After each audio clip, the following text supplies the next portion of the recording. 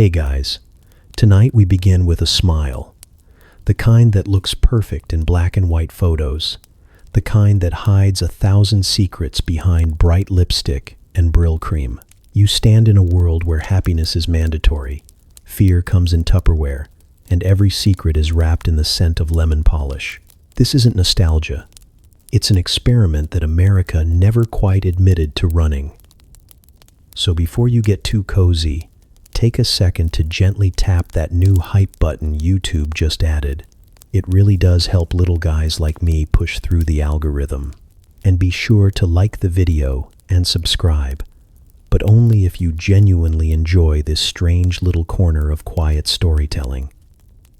Drop a comment with where you're listening from and what time it is for you. It's strangely comforting to know who else is drifting off with us around the world. Now, get comfortable. Let the day melt away, and we'll drift back together into the quiet corners of the past. You pull into the neighborhood like a delivery truck, bringing yet another family-shaped package. The houses all match, neat as teeth, in a perfect suburban smile. The lawns glitter with dew, so green they look suspicious, like they've been ironed. Mailboxes stand at attention, white and proper, as if they've all agreed to behave. You roll down the window and inhale the scent of wet paint, gasoline, and aspiration. The road curves just enough to feel whimsical, but not enough to lose control. Everything here is designed for comfort, predictable, pastel, and politely anesthetized. You're told this is the dream. A single-story miracle bought with low-interest loans and high expectations. The salesman called it modern living, but what he meant was containment with better plumbing. Every house has the same face, only the lipstick shade changes. Baby blue, buttercream, soft pink. They sit in rows like well-behaved students, ready to learn what happiness looks like from a distance. The neighbors wave. They always wave. One hand in the air, the other clutching the illusion that they belong here. You wave back automatically, because that's the rule. You smile until your cheeks ache, and you tell yourself it's muscle memory forming. The man across the street is washing a car that already shines, and the woman next door is adjusting curtains that don't need adjusting. They both look up at you like you've entered their theater mid-performance. You're not sure whether to clap or apologize. Inside your new home, everything smells like a hardware store trying to pass for heaven. The floors gleam. The wallpaper hums in pastel optimism, and the kitchen hums louder than both, filled with the scent of ambition and canned peaches. The refrigerator door closes with a sound of finality, a reminder that you now own both this appliance and this version of yourself. You run your hand over the countertop. It's smooth and cold and promises efficiency. The salesman said the kitchen is the heart of the home, but you suspect it's more of a stage. Outside, a delivery truck glides by, leaving behind a trail of boxes marked with words like hope and fragile. Somewhere, a child shrieks with joy or terror. It's hard to tell the difference here. The radio hums from an open window, a syrupy voice telling you that this is the best decade humanity has ever seen. You want to believe it. You really do. But belief, like credit, is something you'll spend now and pay for later. The first night, you sit on the porch and watch the streetlights flicker on like cautious stars. The air smells faintly of grass clippings and grilled meat. A couple strolls by holding hands, their laughter carefully measured so it sounds spontaneous. You hear televisions through open windows, game shows, jingles, a laugh track echoing through the evening. It's as if the whole neighborhood shares one enormous living room. You think about in the city you left behind. The noise, the crowd, the honest chaos of it. Here, silence feels curated. Even the crickets seem to chirp at socially acceptable intervals. You sip something cold from a sweating glass and pretend it's peace you're tasting, not sedation. Later, lying in bed, you listen to the faint hum of a world trying to convince itself it's content.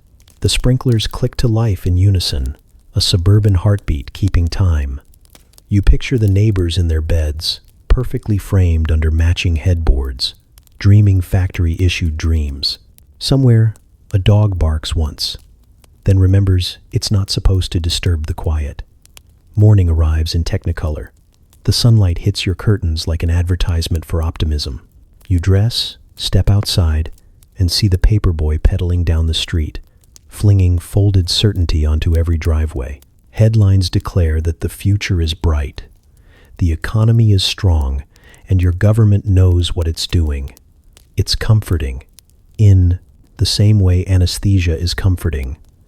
You walk to the edge of the driveway and wave again. The man across the street waves back. He's still washing his car.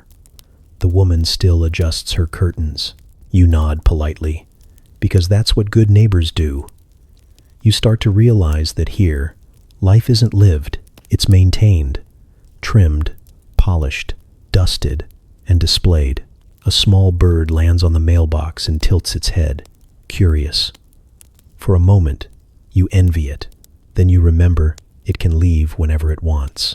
You smile again, because everyone is watching, and the dream demands a smile. In the distance, a train whistle blows, soft and lonely. It's the only thing that sounds real. You stand there for a moment longer, bathed in the perfect light of an artificial morning, and you tell yourself again that you've made it, that this is safety, that this is home. You open a magazine and there it is, the blueprint for happiness. A father in a crisp suit, a mother in pearls, two kids who look like they were drawn by a committee. They're frozen mid-laughter around a dinner table that gleams like it's made of promises. The headline calls them the average American family, as if statistics could smile. You stare at the picture long enough that it starts to feel like an instruction manual. This is what you're supposed to be, even if you're not sure you've been issued the right parts. In the pages of Life and Look, normal isn't an accident, it's manufactured. The editors select each detail like curators of collective delusion. The husband earns exactly enough to afford comfort, but not rebellion. The wife never sweats, never doubts, and never ages. The children exist to advertise the future. Even their dog has better posture than most people. You read the captions that describe them as everyday Americans, and you wonder how every day can look this polished when your breakfast cereal has the texture of disappointment. Television follows the script. With evangelical precision, families beam from the screen in perfect black and white order, every joke landing, every conflict resolving before the commercial break. You sit on the couch, half watching, half measuring your own life against theirs. You glance at your own table, where the toast is burnt and the conversation thinner than the jam. Still, you laugh when the laugh track tells you to, because silence feels like failure. Advertisers build their empires on your insecurities. They whisper that happiness smells like new detergent, and success comes in a 4-door sedan. They promise you belonging if you just buy the right kind of mayonnaise. Every product is a brick in the house of normal, and you keep building because everyone else is. The magazines tell you that the Joneses already have a new toaster, and you can't bear the thought of being the family that still burns bread the old-fashioned way. You start to notice that no one in those glossy pages ever looks tired. No wrinkles, no stains, no doubt. They seem to glide through their days like angels in aprons. But when you look around, the real world doesn't match the print. The neighbor's husband drinks too much. The woman next door cries in her garden when she thinks no one can see. The mailman lingers a little too long at her fence, and both pretend it's just small talk. None of that makes the papers. The editors crop out the mess before it reaches the page. Some nights you wonder where the picture ends and the performance begins. Maybe everyone's just afraid to blink, worried the illusion will collapse. You start adjusting your own life accordingly. The good china comes out even when no one visits. You rehearse your smiles before dinner, practice cheerful nods in the mirror like an understudy hoping for approval. You tell your children to sit up straight because posture, apparently, is a moral choice. And yet, even as you chase that version of normal, Something inside you twitches at its edges. You can feel the lie humming under the wallpaper. It's not a malicious lie, more of a collective misunderstanding, the kind people maintain out of politeness. You try to imagine what would happen if everyone stopped pretending at once. Would the lawns wilt? Would the magazine photographers vanish in a puff of mid-century dust? Or would people simply breathe for the first time in a decade? In quiet moments, you catch yourself flipping through those glossy pages again, searching for some clue about what went wrong. But nothing in there admits to the existence of fatigue, or fear, or loneliness that hums between dinner and bedtime. The myth of normal doesn't have a chapter for nights when you can't sleep, staring at the ceiling, wondering if everyone else is just as lost but better at smiling through it. You close the magazine, and for a moment the silence feels heavier than usual. The television across the street glows blue through a window, the family inside laughing at you. You almost envy them, but then you realize they're probably watching the same show, measuring themselves against the same unreachable fiction. You draw the curtains, not to shut the world out, but to stop comparing your reflection to theirs.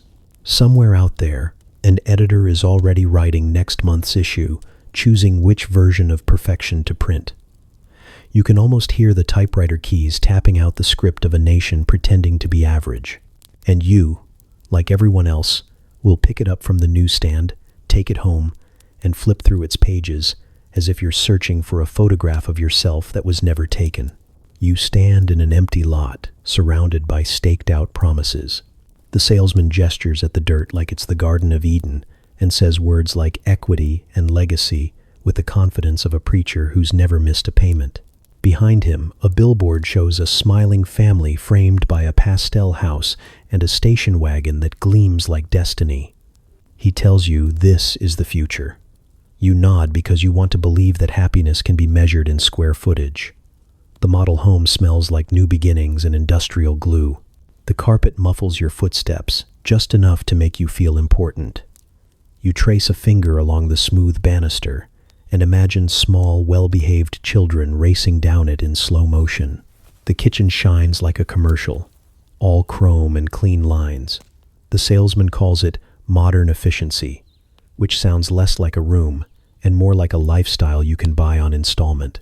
You picture dinner at this table, the perfect roast glistening under the new overhead light, laughter timed to coincide with the clink of glassware. It's a scene you've seen in advertisements, only this time it has your name on the deed. Outside, a line of identical homes stretches down the cul-de-sac like cloned optimism. Each one promises individuality while wearing the same face. The streets have names like Pleasant View and Sunnybrook, though the nearest brook is a drainage ditch and the only view is of other people trying just as hard. The lawns are new, thin green blankets barely covering the dirt beneath. The first few homeowners are already mowing, adjusting sprinklers, and smiling at strangers as if to say, "We did it. We made it to safety." You sign the papers with a pen that feels heavier than it should. The mortgage company congratulates you like you've just joined a secret club. You nod through the jargon, trying not to think about the number of years it will take to own a house that will have aged faster than you. The bank clerk slides the folder across the desk, his grin a little too practiced. He tells you that homeownership builds character, as though debt were a form of moral training. The first week, everything feels ceremonial. You hang curtains that don't quite fit, hammer in nails for family photos you hope will age well, and arrange furniture according to diagrams from the catalog. The house creaks politely, as if it's still learning to accommodate your presence. Neighbors appear with casseroles, each dish an edible introduction to conformity. They mention the homeowners' association with the same reverence once reserved for gods. You nod again, because that's what everyone does here. Agree, smile, and pretend the rules were your idea. At night, you lie awake and listen to the hum of appliances working to maintain the illusion. The refrigerator keeps your milk cold, the heater breathes rhythmically, and somewhere beyond your walls, sprinklers hiss in unison, baptizing every blade of grass in suburbia. You tell yourself this is what progress sounds like. It's not silence, exactly, but a kind of organized quiet that feels rehearsed. On weekends, you drive to the shopping center, an open-air cathedral of commerce, where everything gleams under fluorescent salvation. There's a furniture store filled with things designed to make your house look like someone else's dream. You buy a couch because it's timeless, though the salesman confides that the next model will be even more timeless. At the hardware store, men in plaid shirts discuss the sanctity of the backyard, measuring worth in fences and patio sets. You join the ritual because everyone else is doing it, and belonging always costs something. Months pass, and the neighborhood begins to hum with its own rhythm. The women trade recipes, the men trade lawnmower tips, and the children trade secrets they're too young to understand. Every driveway becomes a stage for quiet competition. Whose roses bloom first, whose car shines brighter, whose happiness looks most authentic under the Sunday sun. You start to realize that perfection isn't a state of being. It's a performance with no intermission. The mortgage statement arrives in the mail, and for a moment, you just stare at it. The bold numbers glare back like an accusation. You remind yourself, this is the price of stability, of keeping up with the dream. You make the payment, because not paying would mean failure, and failure isn't part of the brochure. Sometimes, when you stand on your front porch at dusk, you catch your reflection in the window and almost don't recognize yourself. You're smiling, but it's the kind of smile that's been practiced into habit. Behind you, the lights of your home glow warm and inviting. From the street, it probably looks perfect. From inside, it's something else entirely, something fragile and a little too quiet. You take a deep breath, feel the artificial calm settle over you, and remind yourself again that this is what you wanted.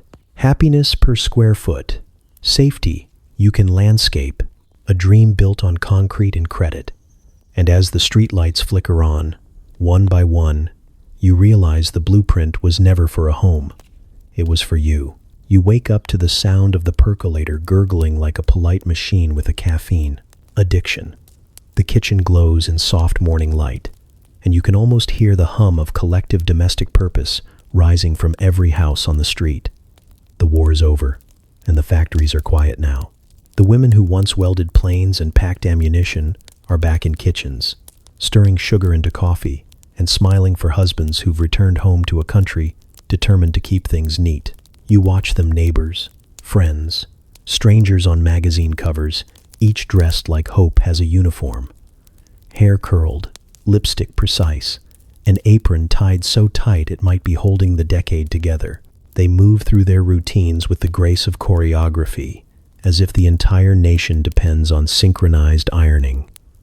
Breakfasts appear like clockwork. Toast, bacon, coffee, a kiss on the cheek.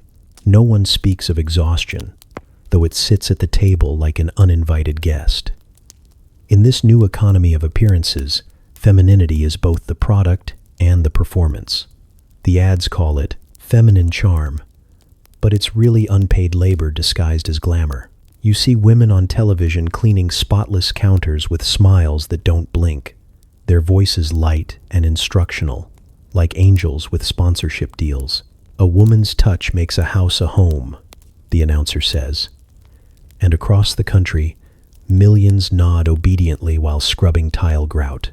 But beneath the pearls and perfume, there's a faint vibration of unease, like a radio tuned, slightly off frequency. These women remember how it felt to work to matter outside the walls of a living room. Some of them still keep their old factory badges tucked away in drawers, souvenirs from a brief season of independence. The country thanks them for their service, then quietly reminds them where they belong. The assembly line has been replaced by a vacuum cleaner, and the shift never ends.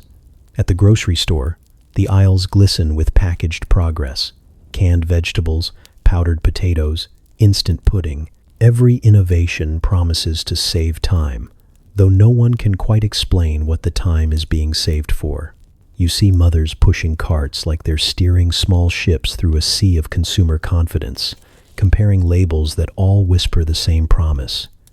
If dinner is good enough, maybe everything else will be too. The conversation in living rooms changes.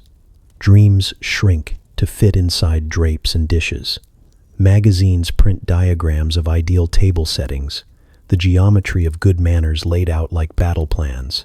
There's an art to entertaining without revealing you're tired, a science to smiling through disappointment. The women learn quickly. They exchange recipes the way soldiers share rations, small comforts passed between those quietly surviving the same campaign. At night, when the children are asleep and the dishes done, they light cigarettes and sit by the window, faces lit by the soft orange glow of reflection. The house is silent except for the ticking clock and the whisper of fabric softener in the dryer. Some think about what might have been if the war hadn't ended. Others imagine a future where their daughters won't have to apologize for wanting more than matching curtains. You realize perfection isn't a feeling, it's an assignment. The house must look alive, even when no one in it feels that way. The good wife becomes an emblem, a symbol of stability in a country terrified of chaos. She keeps the fridge stocked, the children polished, the husband calm.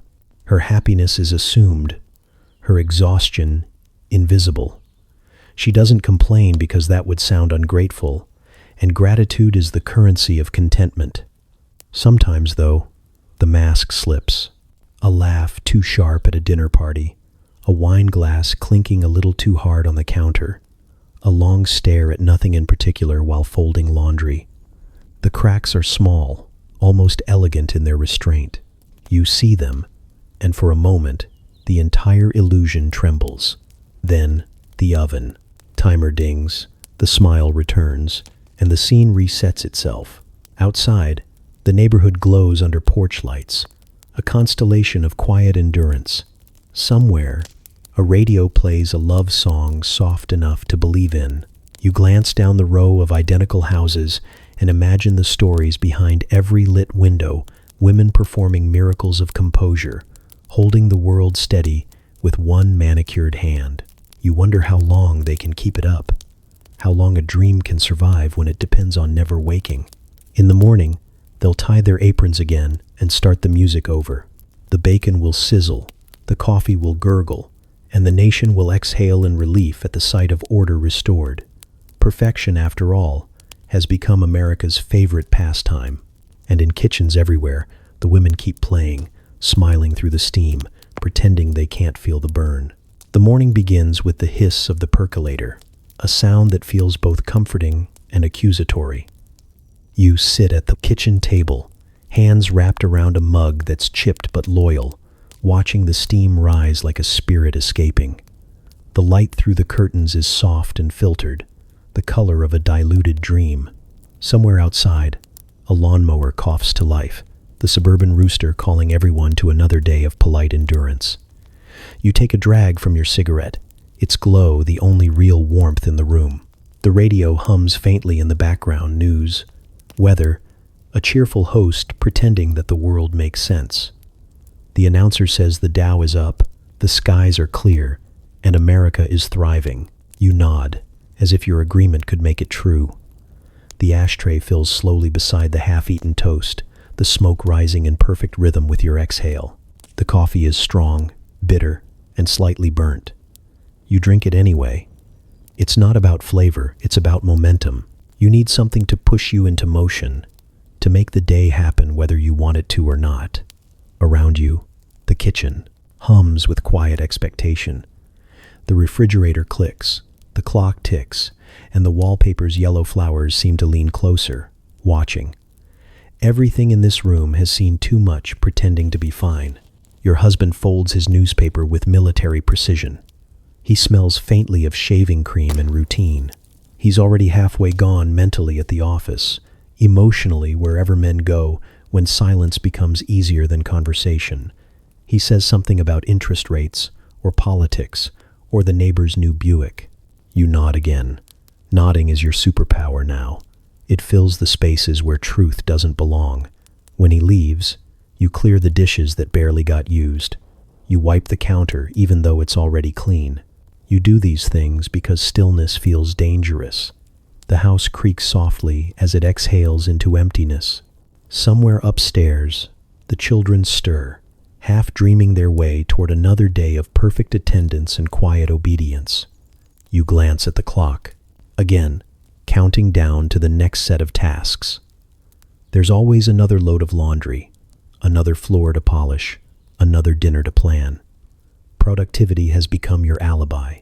The phone rings once, a neighbor checking in, not out of friendship, but to make sure your version of happiness still matches hers. You trade small talk about weather and recipes, both of you weaving the same script. She laughs too loudly when she says her husband's working late again, and you laugh too, because that's what solidarity sounds like here.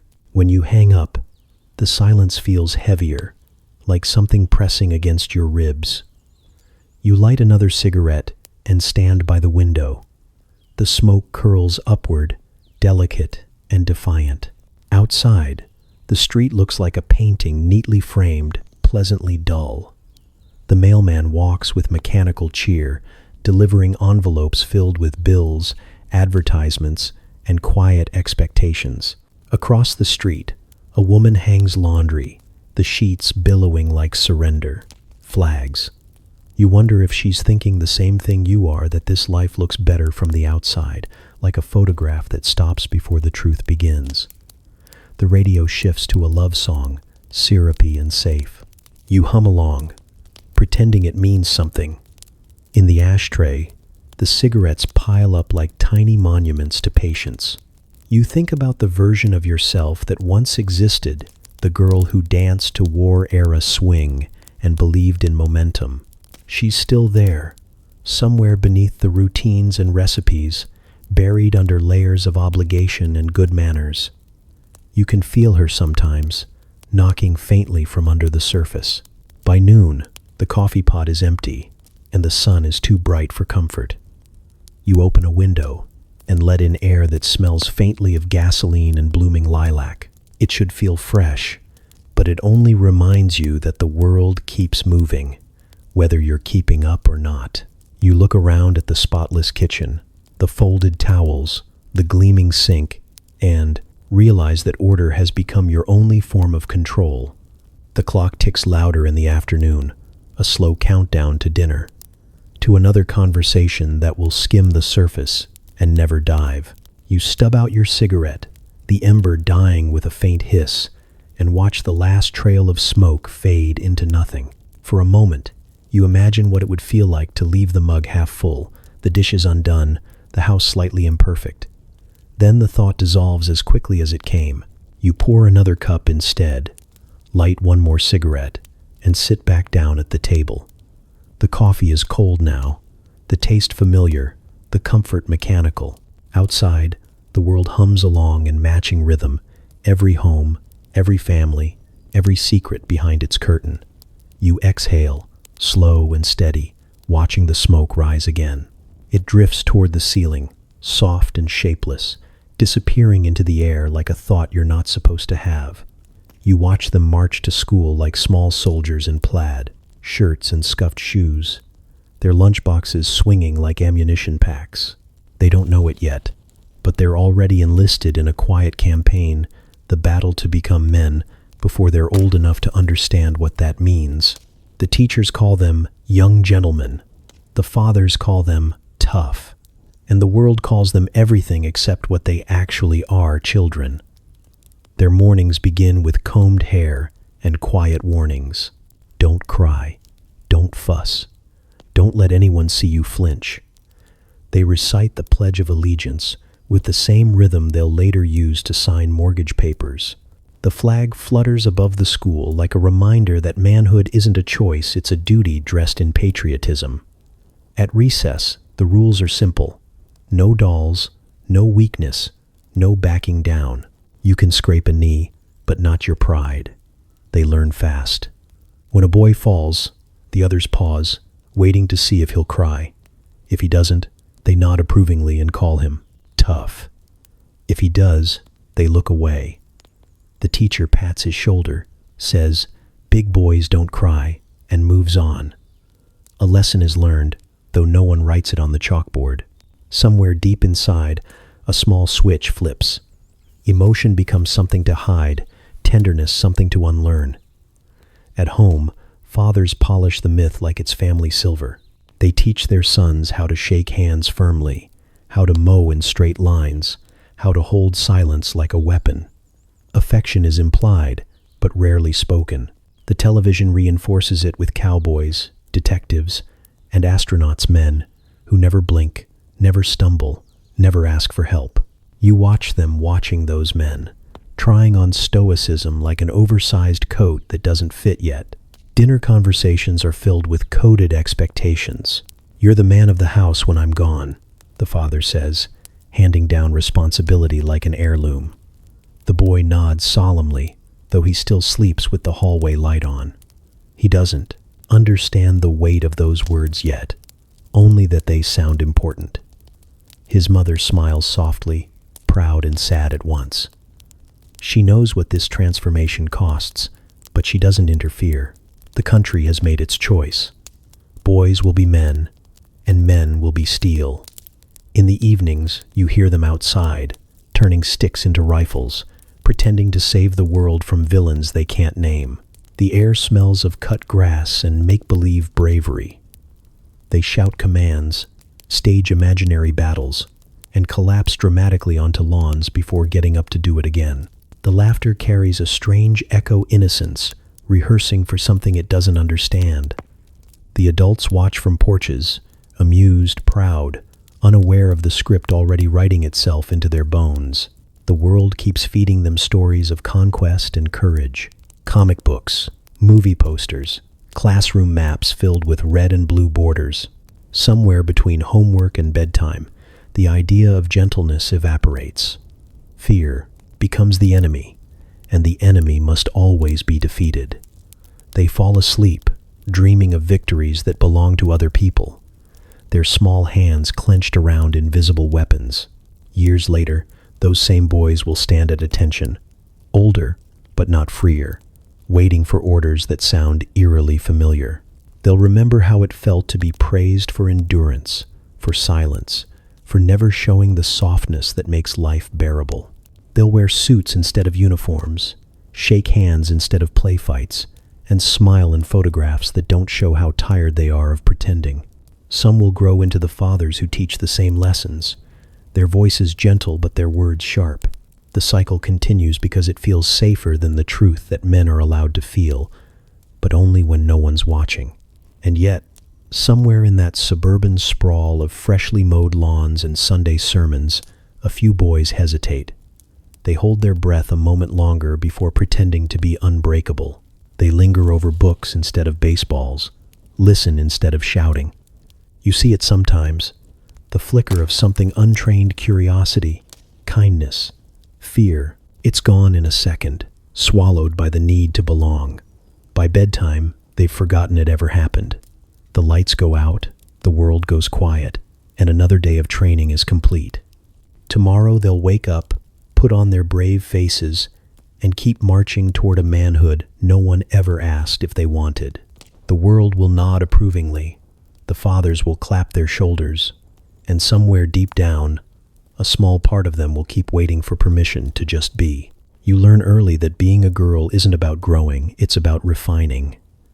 Everything rough must be polished, everything loud softened to a polite shimmer.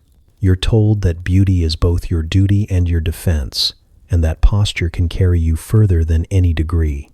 The women around you say it kindly, as if they're passing down survival tactics, disguised as etiquette. Shoulders back, chin up, smile even when it hurts, especially when it hurts. Charm school arrives like an invitation and a warning. The brochure shows girls your age, balancing books on their heads and sipping tea with military precision. You show up in your best dress, knees together, heart uncertain. The instructor greets you with a smile so bright it could sterilize a room. She calls everyone dear and smells like lavender and control. You sit straight-backed while she explains the science of feminine perfection. How to walk, how to sit, how to exist without taking up space. Your first lesson is smiling, not the kind that reaches your eyes, but the practiced curve of compliance. You do it in front of mirrors until your cheeks ache, learning to hide discomfort behind dimples. The instructor says a smile is a girl's best accessory, right next to modesty. You're told to always appear approachable, never opinionated. Confidence, she says, is admirable, but only in moderation. Like perfume. At home, your mother approves. She brushes your hair 100 strokes and tells you you're lucky to be learning grace while you're young. You watch her in the mirror as she pins her curls and reapplies lipstick before your father comes home, a quiet ritual of transformation. She tells you that charm is power, but what she really means is that it's armor. Her hands are gentle but firm, her advice wrapped in nostalgia. She believes she's preparing you for a world that still confuses femininity with permission. In the classroom, you practice balance books on your head, patience in your posture. You're told never to slouch, never to frown, never to let anyone see your hunger for food, for knowledge, for anything that might make you difficult to manage. You learn that asking questions sounds like rebellion, and rebellion isn't ladylike. The boys get to argue, to shout, to be bold. You get to smile and agree. Television reinforces the lesson. It's glowing women teaching you how to speak in careful tones and laugh at the right volume. Every sitcom wife looks radiant, even while holding a casserole. Every commercial tells you that beauty leads to happiness, as if eyeliner were an exit strategy. You study their movements the way an actor studies lines. You start to mirror them unconsciously, the choreography of composure sinking into your bones. The world outside mirrors the classroom. Store windows are filled with mannequins wearing dresses that promise transformation. Magazines show women folding themselves into perfection. One article teaching you how to attract attention, the next teaching you how not to seem like you want it. Even the advice contradicts itself gracefully. You're told to be pretty, but not proud. Charming, but never intimidating. It's a dance performed in high heels on polished floors, and everyone insists it's effortless. You laugh when expected, nod when appropriate, and collect compliments like currency. Sometimes, though, you feel something sharp beneath the surface, an unspoken exhaustion, a quiet wondering of who you might have been if no one had told you who to become. But the thought passes quickly, replaced by the instinct to fix your posture and adjust your hem.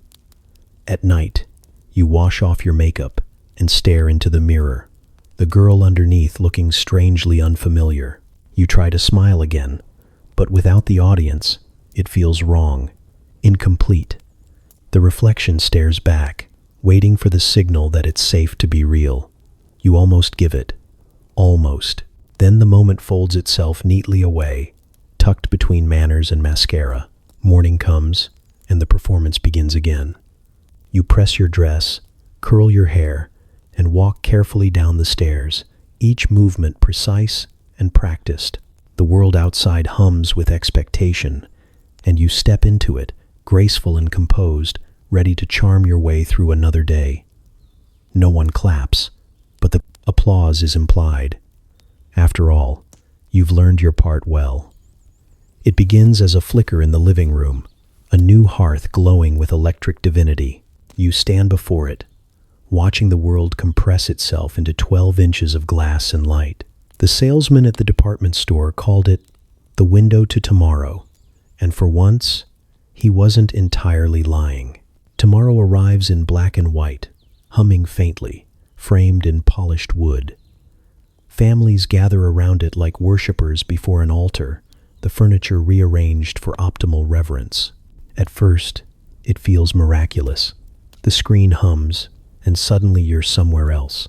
New York, Hollywood, the surface of optimism itself. The news anchor's voice sounds like authority wrapped in cologne. Comedians grin with perfect timing, their jokes landing like clockwork. The world looks clean, funny, safe. It's America condensed and curated, piped into your home by men in suits who call it progress. You don't question it yet. You just stare, the glow softening your face, the static whispering the gospel of better living. Soon, You start measuring your life against the ones that live inside the box. Their kitchens are brighter, their children quieter, their troubles solved neatly before bedtime. You learn what happiness looks like from sitcoms, how laughter can drown out disappointment if it's timed correctly. You start to notice how all the families look the same, how every woman smiles through dinner, every husband delivers punchlines instead of apologies. It's comforting, in a way, the predictability of it. The world outside may be uncertain, but here, everything resets after the commercial break. The commercials, though they're something else entirely, they slip between the shows like sweet little sermons. Shiny-haired women beam about detergents that wash away not just stains but shame. Men drink coffee that promises authority and respect. Even the children in the ads seem rehearsed in the art of selling wholesomeness. You don't just watch them, you absorb them. Each jingle becomes a truth, each slogan a commandment.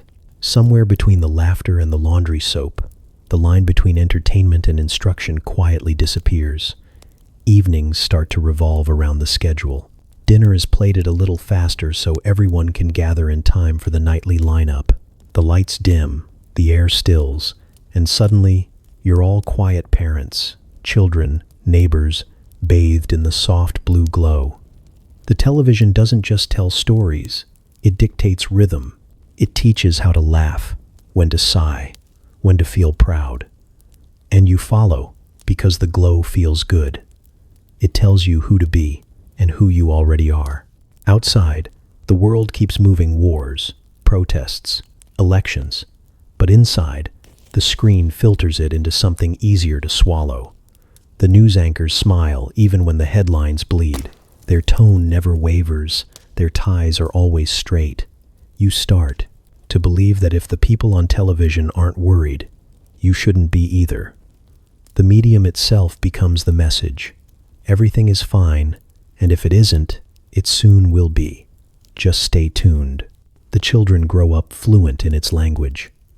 They quote catchphrases instead of prayers, recite ad jingles with perfect recall. When they play house, they mimic what they've seen: wives with aprons, husbands with briefcases, smiles that never falter. The television doesn't raise them exactly, but it scripts them, word by word, gesture by gesture. You begin to notice the silence that falls after it's turned off. The room feels too big, too empty. The faces of your family look slightly different without the glow, more human, less edited. Conversations stumble, awkward without the cue of laughter from invisible audiences. Someone says something real, and no one knows what to do with it. You turn the set back on, and the moment disappears in a wash of light. By the end of the decade, the television is no longer new, it's necessary. It's the pulse of the household, the narrator of national dreams. The voices from the box sound like old friends, though you've never seen them outside that frame. They tell you what to buy, what to fear, what to hope for, and you listen, faithfully, because it's easier than thinking too hard about anything else. Sometimes, late at night, after the broadcast ends and the screen fades to static, you catch your reflection in the glass. For a second, it looks like you're inside it, part of the story. The glow flickers across your face, soft and distant, as if it's still trying to teach you something. Then the hum fades, the house falls silent, and you realize the prophet never stopped preaching, it just needed you to keep watching. You don't notice it happening at first. The melody just hums in the background, soft, catchy, harmless. A jingle about soap that somehow makes you feel cleaner before you've even used it. You hum it while doing dishes, while folding laundry, while pretending the ache in your chest is just exhaustion. The rhythm burrows in, cheerful and insistent, whispering that your life could be easier, brighter, more fragrant. You believe it, because the voice on the radio sounds so certain. The commercials come between the shows you love, but slowly, they start to feel like the main event. They're brighter, slicker, faster. Smiling women twirl through spotless kitchens.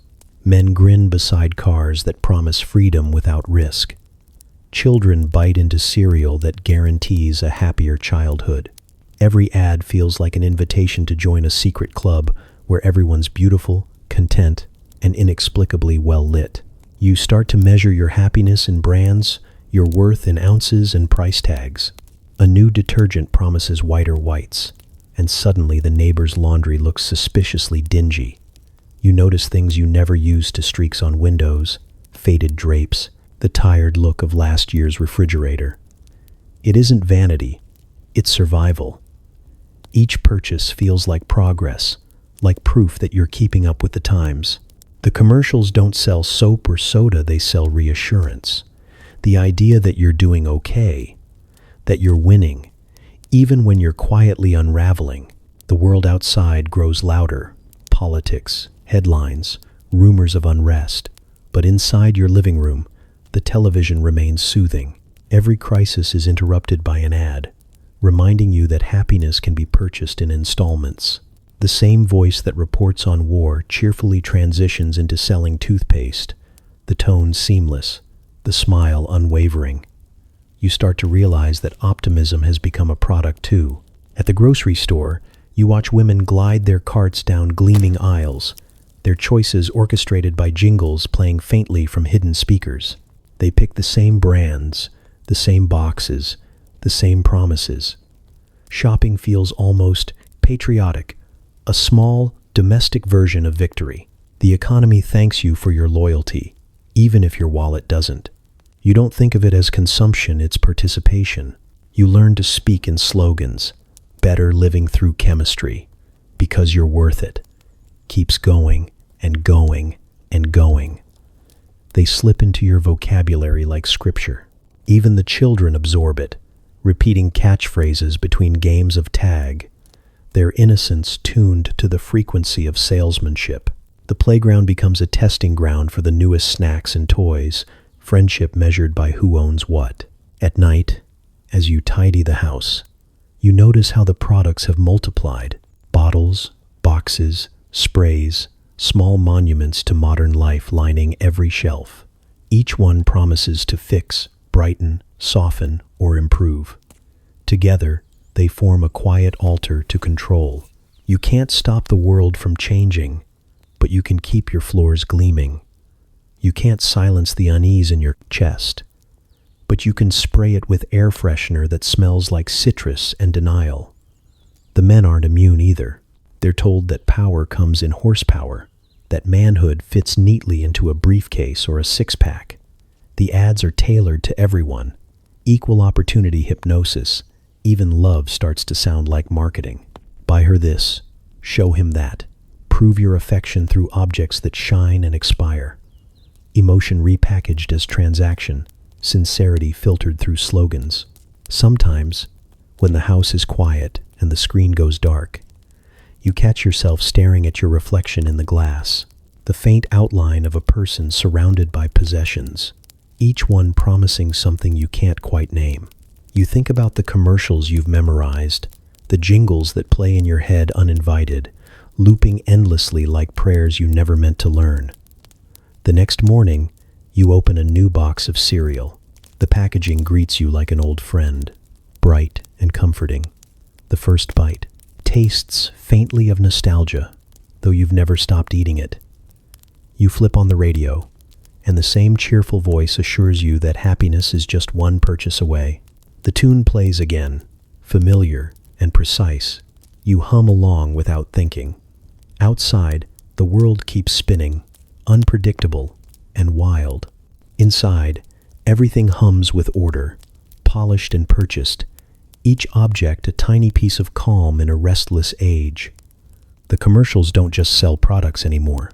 They sell control, the illusion that you can curate your life into perfection, one advertisement at a time. You sip your coffee, light another cigarette, and let the melody wash over you again. It's catchy. It always is. You meet under soft lighting, because all good love stories begin that way. The movie theater hums with perfume and popcorn, and the air feels charged with something almost romantic, almost commercial. You sit beside someone whose smile seems to glow brighter than the projector beam, and for a moment, You believe it's destiny. The silver screen flickers, and Hollywood whispers that this moment, this feeling, is what forever looks like. It doesn't matter that you barely know each other. The movies have already filled in the blanks. Courtship becomes choreography. There's the right way to flirt, the right way to hold hands, the right kind of laughter. Magazines publish advice columns detailing every gesture. How long to pause before answering the phone. How to tilt your head just so when listening to a compliment. Love has a script now, and everyone is reading from the same page. The men are taught to chase, the women to be caught gracefully, modestly, as if it was never their idea. You fall for someone who looks like they could fit on a movie poster. The hair just so, the smile well-timed, the future implied in clean lines and pressed collars. You go to drive-ins and diners, sip milkshakes through 2 straws, pretend the jukebox songs were written about you. But somewhere between the slow dances and the goodnight kisses, you realize you're playing parts that were cast before you were born.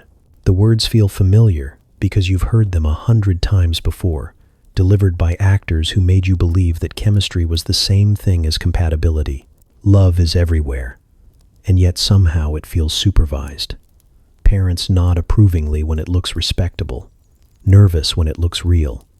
Passion is a word you hear, whispered, not spoken. Desire is something that exists off-screen, hinted at in the flicker of shadows and closed doors. The movies teach you how to yearn beautifully without ever acting on it. You learn to blush on cue. Marriage isn't just a promise, it's a performance. The invitations, the rings, the smiling photos in local newspapers, the neighbors' comment on how lovely the ceremony was, as if loveliness were proof of endurance.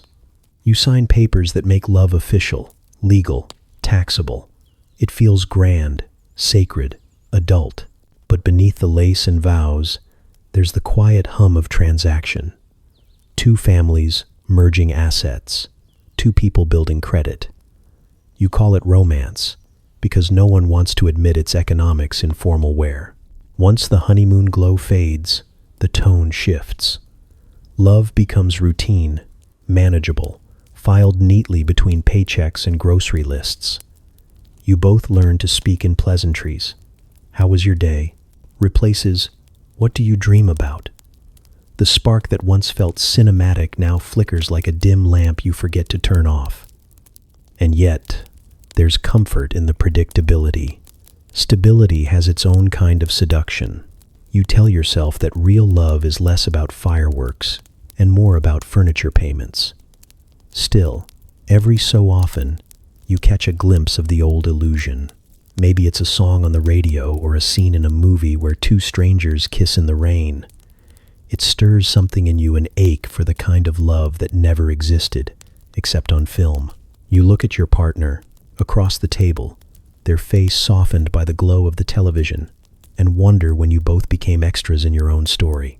The magazines keep promising that happiness can be maintained with effort and matching towels. The movies say love always wins, though they never show what happens after the credits. You try to believe both. You buy flowers on anniversaries. You plan dinners that taste like nostalgia. You hold hands during the quiet parts of the show. You keep the illusion alive because it's easier than imagining life without it. Sometimes, late at night, you flip through old photo albums and think how beautiful everything looks in black and white. The smiles, the clothes, the houses perfectly framed, perfectly still. You tell yourself that this is what love was meant to be. Tidy, timeless, unthreatening. The world outside may be changing, but inside your neatly lit home, the picture holds. You turn off the lights and climb into bed beside someone who feels both, familiar and far away. The hum of the television fades in the background, another couple on screen falling in love for the first time. You close your eyes and pretend you're still in that theater, still believing that forever comes with a soundtrack and perfect lighting. In the darkness, the glow lingers. It always does. You start to notice it in the pauses, the way voices soften when company leaves, the way laughter ends a little too sharply.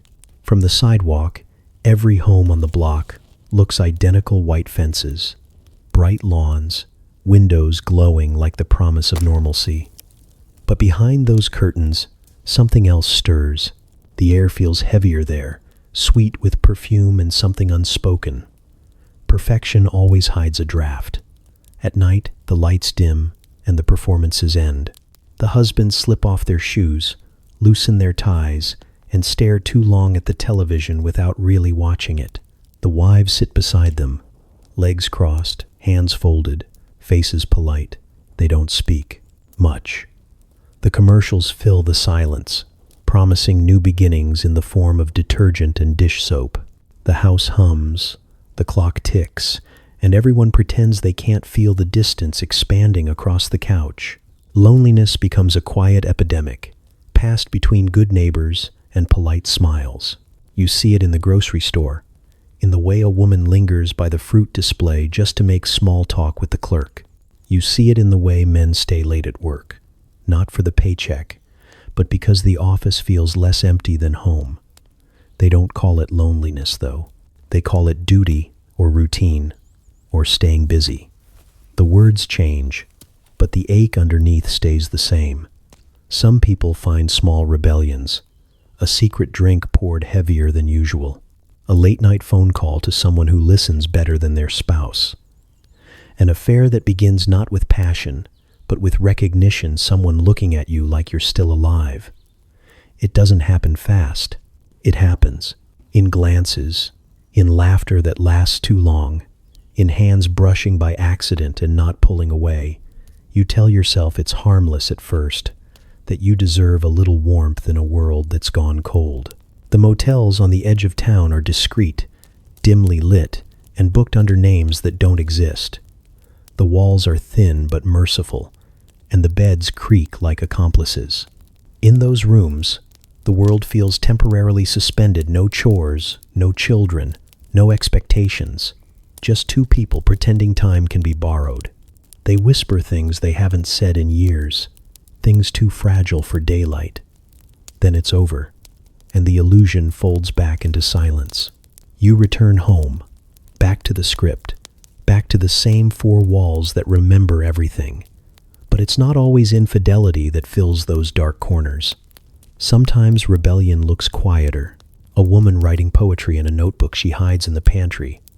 A man taking long drives at dusk just to be alone with his thoughts. A mother sneaking moments of stillness after the children sleep, staring out the kitchen window at a world she's not part of anymore. Freedom becomes a private, invisible act, measured not in miles, but in breaths. The gossip mills grind quietly beneath all this. A neighbor's car parked somewhere it shouldn't be. A lipstick shade too bright for errands. Someone seen buying whiskey midweek. Rumors spread like pollen, subtle and everywhere. You tell yourself you're above it, but even you listen a little too closely when names are whispered. It's easier to believe in other people's cracks than to look at your own. By day, the facades are flawless. The lawns are trimmed, the smiles are polished, the handshakes firm. But the eyes, if you look closely, tell a different story. They hold the residue of secrets too well kept, of dreams deferred so long they've gone stale. You start to wonder if anyone in this neighborhood truly knows anyone else, or if you're all just mirrors, reflecting versions of what's expected.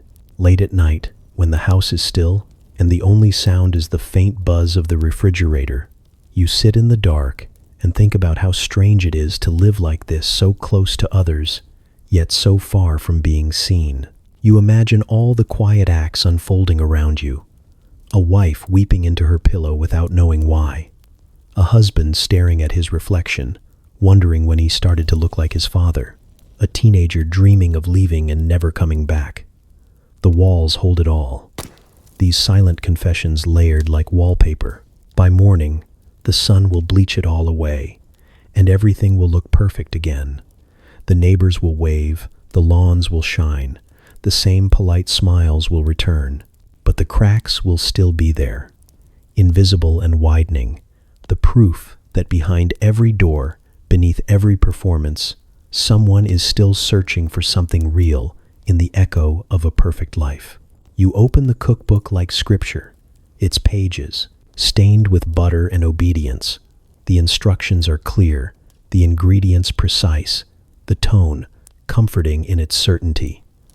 There's no room for improvisation here, only repetition. You measure, mix, and fold, because control tastes better when served hot.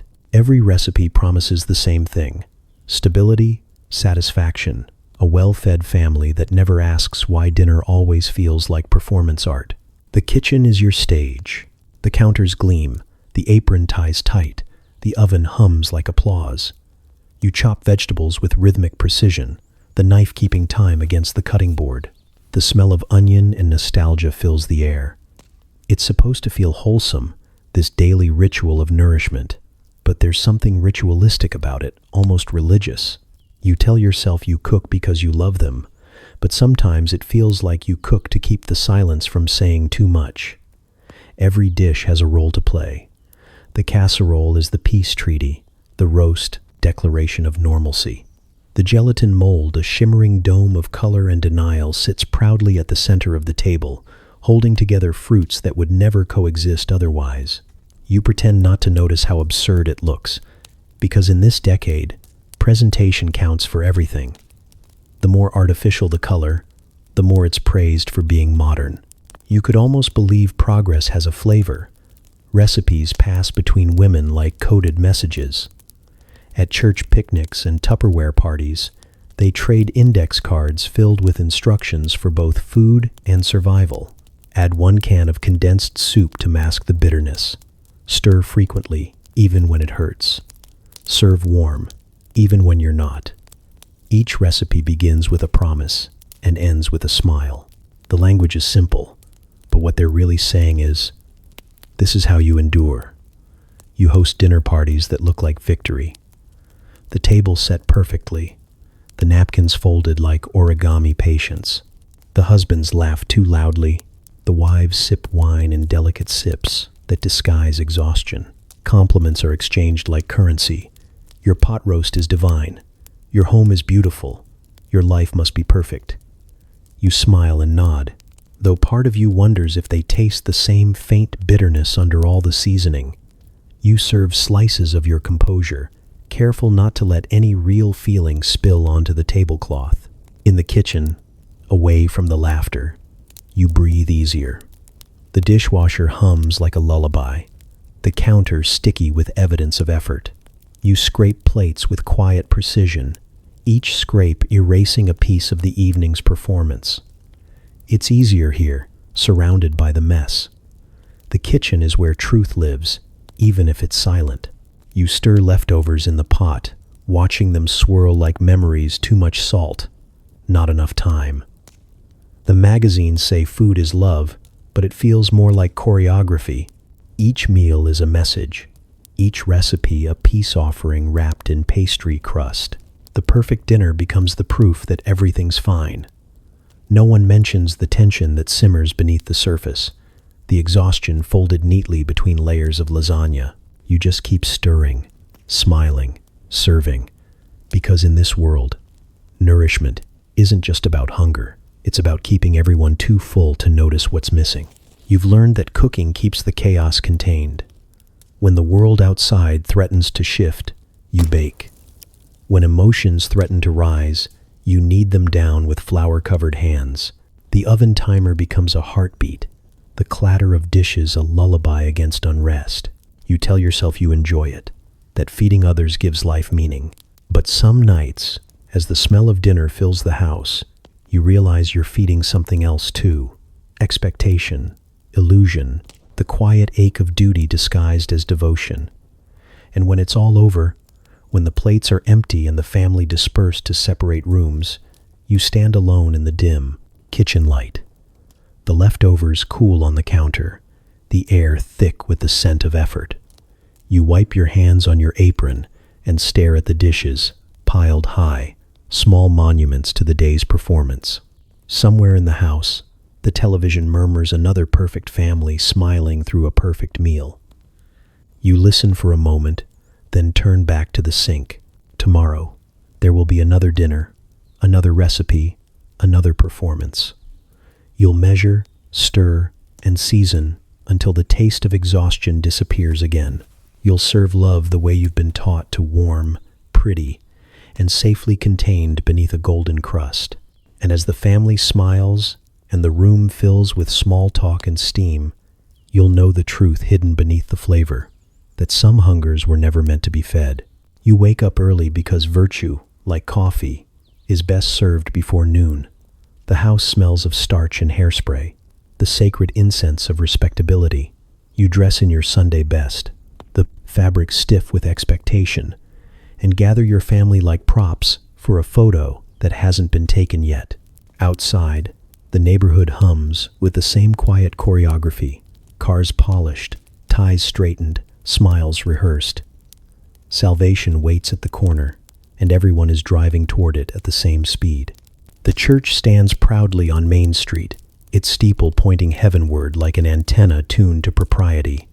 The bell tolls in measured tones, summoning not sinners but citizens. You step inside and are met by a wave of perfume, polished pews, and voices pitched somewhere between sincerity and performance. The air feels heavy with collective effort. You take your seat, nod politely to the family in front of you, the ones with the perfect children and the perfectly concealed misery, and try to look pious without sweating. The pastor smiles from the pulpit, voice smooth as buttercream, words well worn from repetition. He speaks of grace, humility, forgiveness, but mostly he speaks about order. The congregation nods in unison, as if salvation were something that could be earned through agreement. You follow along, mouthing the hymns, your voice just loud enough to blend in. Around you, hats tilt and pearls gleam, every gesture choreographed to suggest moral cleanliness. The choir sings about heaven, but it sounds suspiciously like conformity. You glance around and realize that no one here is really praying. They're watching each other, themselves, the invisible scoreboard of decency. The service is less about faith and more about proof. Proof that you're good, respectable, trustworthy. Proof that you belong. The pews creak under the weight of secrets dressed in their Sunday clothes. Children fidget. Husbands check their watches. Wives smile too tightly. The pastor speaks about sin in the abstract, careful never to get too specific. The unspoken rule is that everyone here sins the same polite way. The real sermon is preached in the side glances, the post-service conversations, the hierarchy of whose casserole wins the potluck and whose doesn't. Forgiveness is optional, but appearances are mandatory. After the final hymn, the crowd spills out onto the church steps, squinting against the sunlight and their own relief. The small talk begins a symphony of compliments and coded judgments. Your daughter's grown so tall means, I hope she's not trouble. You look wonderful means, I've been comparing myself to you since Lent. The laughter rings too high, too bright, like bells tuned slightly off key. You join in, because sincerity would feel almost vulgar here. The church lawn becomes a stage for social theater. Men discuss lawn care and rising costs. Women exchange recipes and glances that weigh each other's lives in ounces. Children run in circles, their laughter briefly real before someone hushes them for scuffing their shoes. You can feel the pulse of comparison under every conversation, the quiet panic of keeping up. No one wants to fall behind spiritually or socially, though it's hard to tell which matters more. Back home, the illusion continues. You place your Bible neatly on the coffee table where visitors can see it. Lunch is served with the same quiet ceremony as communion roast beef, mashed potatoes, unspoken expectations. The afternoon hums with the residue of righteousness. You tell yourself the service was uplifting, though you can't quite remember the sermon. What lingers isn't the message, but the performance, the subtle comfort of belonging to a congregation that mistakes image for grace.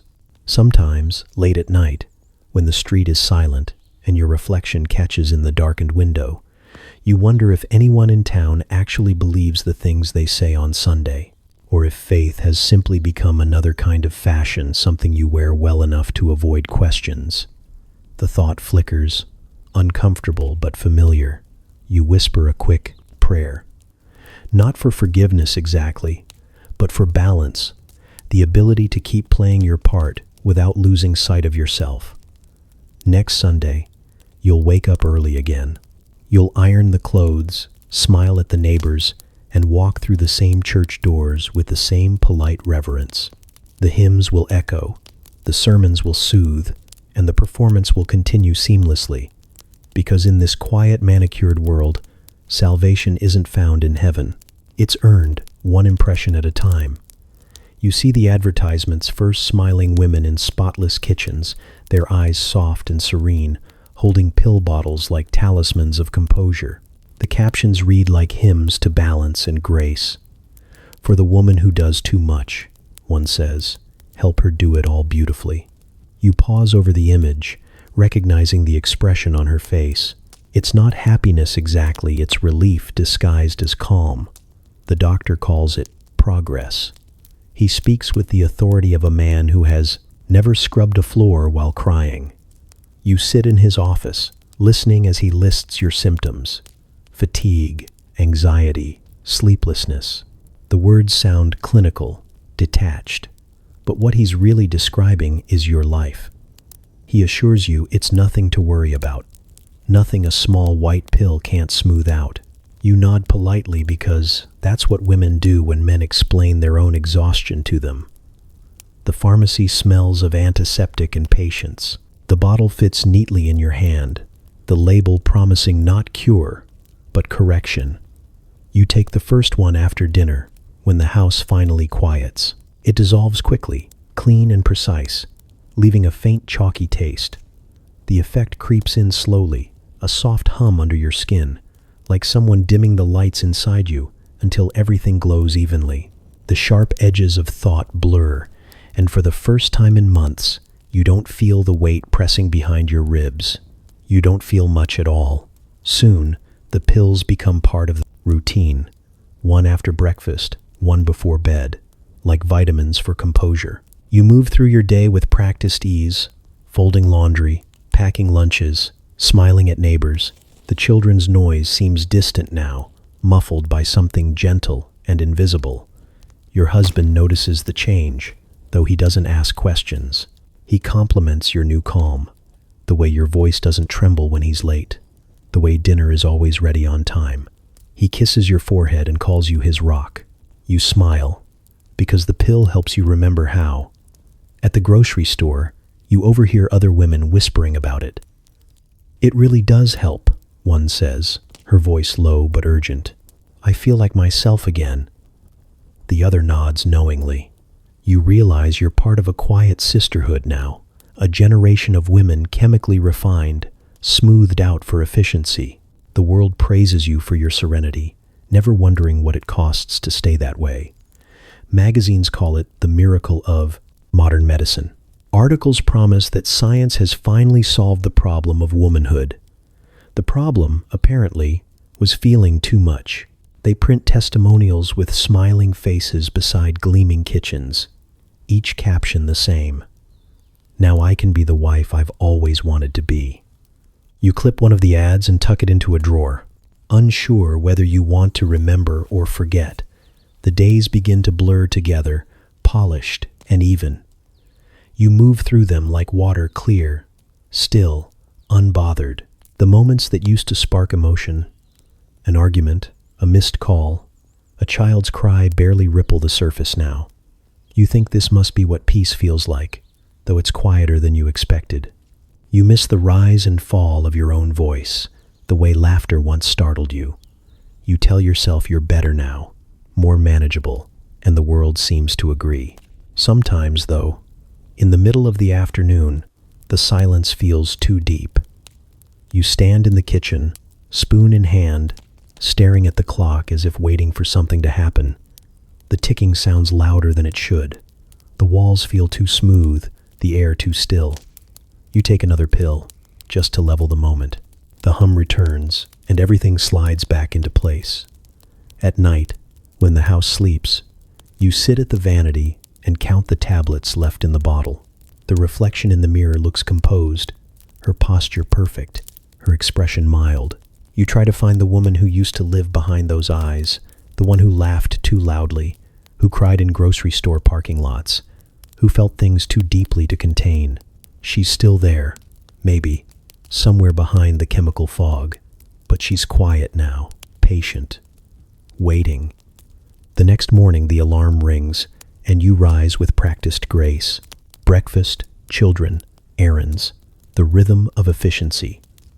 You take your pill with orange juice and swallow it down without hesitation. The world softens at the edges again, obedient and manageable. You smile as the hum returns, the familiar calm settling into your chest.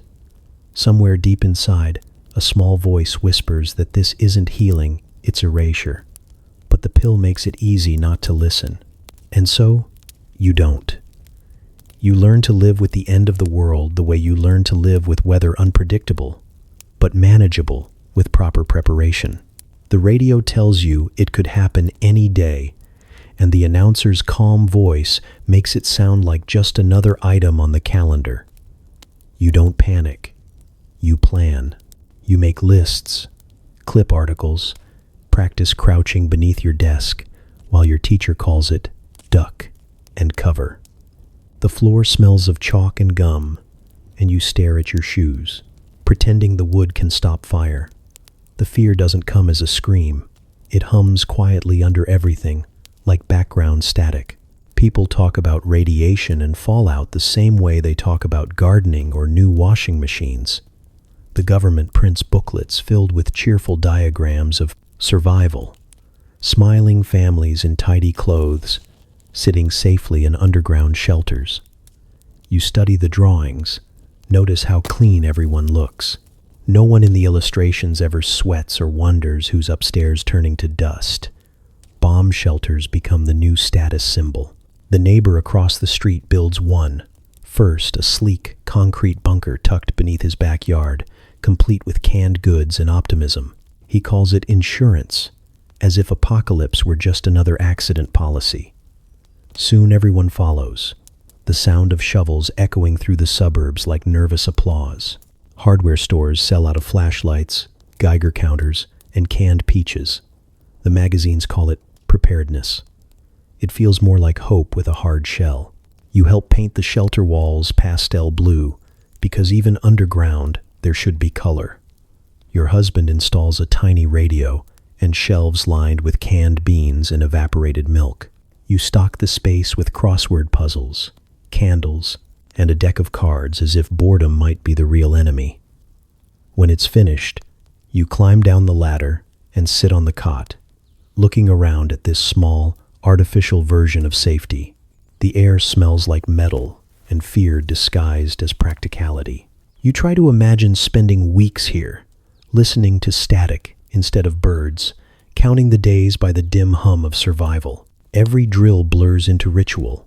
The sirens wail, and you move on instinct, close the curtains, grab the children, turn off the lights. The motions are mechanical, the calm rehearsed. It feels like faith in a secular form. The teachers tell the students not to worry. The president promises peace, and the television assures everyone that the bomb is not something to fear, but something to understand. Science, after all, gave it to you. The same science that promises better cars, brighter colors, cleaner kitchens. The atom, they say, is progress. You learn to believe both things at once, that the same hands, capable of destruction, can also save you, if you just trust them long enough. At dinner, you eat under soft light, the television flickering in the corner. A smiling announcer explains the peaceful uses of atomic energy, power plants, medicine, miracles in metal. The word atomic becomes fashionable, a brand more than a threat. Atomic cars, atomic cocktails, atomic hope. You sip your drink and laugh when the ice clinks against the glass, pretending not to think about mushroom clouds shaped like flowers blooming too fast. The children draw rockets in their notebooks and talk about the future, flying cars, moon colonies, robots that wash the dishes. They don't know that every dream of progress carries a shadow. They sleep easily while you lie awake, counting seconds in the dark. Sometimes you listen to the wind outside and imagine it carrying invisible particles, whispers from a future you're not sure you want to see. The neighborhood holds a shelter party one summer evening. The men compare air filters and flashlight brands, while the women trade casserole recipes meant to survive indefinitely. There's laughter, music, even a toast to peace through strength. You raise your glass and smile, because anything else would feel unpatriotic. Hope has become etiquette. Fear is the only emotion impolite to show. When you stand in your backyard at night, the stars look sharper somehow, cruel in their brightness. The air is still, the silence perfect. Somewhere far away, men in suits make decisions you will never hear about until it's too late. You take a breath and look toward the shelter door, half comforted, half trapped by its existence. The grass above it sways gently, innocent, indifferent. You tell yourself you're ready. The shelves are stocked, the batteries fresh, the plan rehearsed. You've done everything right. And yet, every time the wind shifts or the sirens test, a part of you wonders what safety really means when it depends on believing the world can end neatly, in order, on schedule. You straighten the lawn chairs, fix your smile, and watch the horizon blush faintly with the color of sunset, the only explosion you're still allowed to call beautiful. You begin with a book, because that's what good parents do. It sits on your nightstand, thick and authoritative, promising to mold your child into something admirable and well-adjusted. The title glows with certainty. Words like modern, scientific, guaranteed. You flip through the pages and realize parenthood has become a project, a delicate experiment in raising perfection. You are no longer a mother or father. You are management. The experts say emotion must be controlled, not indulged. Pick up a crying baby too quickly and you'll spoil them. Hold them too long and they'll become dependent. Praise them too much and they'll crave approval. Too little and they'll grow insecure. Every instinct you have is wrong, apparently. You start timing affection, rationing comfort, calibrating smiles. It feels clinical, almost noble, this new way of loving. Your neighbors are doing it too. They trade tips like recipes how to discipline without appearing cruel, how to encourage without inflating ego, how to make a child behave as if goodness were a measurable trait. The children become small projects of optimization, their personalities charted like data points. It's for their future, everyone says, as if love itself now requires a blueprint. Playtime becomes performance. You sit on the living room floor, arranging educational toys in careful order, each one promising to build character or intelligence. The child picks up the wrong block, and you gently redirect. Color coordination is important. After all, you cheer the right moves and correct the wrong ones, because play, according to the manual, is preparation. Every smile, every word, every gesture has meaning. You watch closely for signs of progress, though what you're really looking for is reassurance that you're doing it right. Punishment has a new vocabulary, too firm but fair, they call it. The experts warn against shouting or striking, but they offer other methods, subtler ones, timeouts, chore charts, the removal of privileges. You use them all, each small correction a test of consistency. The child's tears sting, but the book says this is how discipline works, controlled discomfort for greater resilience. You tell yourself it's kindness disguised as structure.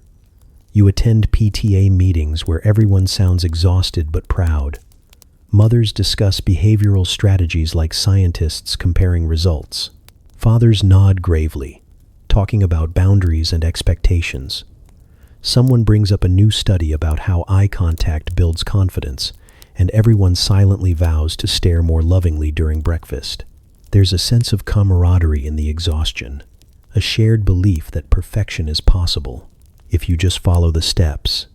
Sometimes, When no one's watching, you break the rules. You sneak into the child's room after they've fallen asleep, brushing hair from their forehead, whispering love too soft for charts or studies. You hold them for a moment, feeling their small heartbeat steady against your chest. It's messy and real, and for a second, you remember that parenting wasn't always a science. It used to be instinct, a shared clumsiness that somehow worked. But the guilt comes quickly. The book warned against indulgence. You tuck them in tighter, whisper an apology to the invisible experts, and turn off the light. As the years pass, the methods multiply. New research contradicts the old, each author selling a better version of control.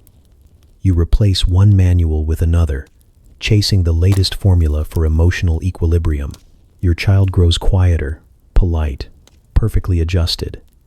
Teachers praise their behavior, neighbors compliment their manners, and yet you catch glimpses of something else in their eyes, a small, careful distance. You tell yourself it's maturity, though it feels like absence. The dinner table becomes quieter too. Conversations turn into evaluations. How was school? What did you learn? Are you being good? You ask questions designed to measure, not understand. The child answers with precision, careful to please. There's safety and structure after all. One evening, you find one of the books on the floor, its pages scribbled over in crayon. The drawings make no sense, wild loops and crooked faces. At first you're annoyed, then strangely moved. It's chaos, unfiltered, unapproved. It's the kind of expression no manual could predict or prevent. You stare at it for a long time, realizing that this imperfection is what you've been trying to engineer out of them. You slide the book back onto the shelf, the crayon marks hidden but not erased. The house is quiet, the air too controlled. In the next room, your child hums softly to themselves, a tune you don't recognize. You listen for a moment, then smile, uncertain but hopeful. Maybe, you think, the experiment failed in all the right ways. They grow up in the neat houses their parents built, surrounded by lawns trimmed like boundaries. They ride their bikes in perfect loops around the cul-de-sac, past rows of identical mailboxes and sprinklers that rise on schedule. Their mothers wave from porches, their fathers nod approvingly, and for a while, the children believe this is how the world is supposed to work. Tidy, predictable, safe. But something inside them doesn't quite settle. Even before they can name it, they feel the tension humming under the surface, like static between the walls. They learn early to speak softly, to listen politely, to never cause trouble. It's called respect, though it sounds suspiciously like silence. At the dinner table, they hear the grown-ups talk about decency, faith, and hard work. The words are heavy with pride, but hollow in places. They nod, because that's what good children do. But later, lying in bed, they replay those conversations and notice what was missing. The questions never asked, the doubts never spoken aloud. Their world is full of contradictions, and they notice every one. The television tells them America is the land of freedom, yet their schools teach conformity as virtue. Their parents talk about peace but flinch when the news mentions Korea.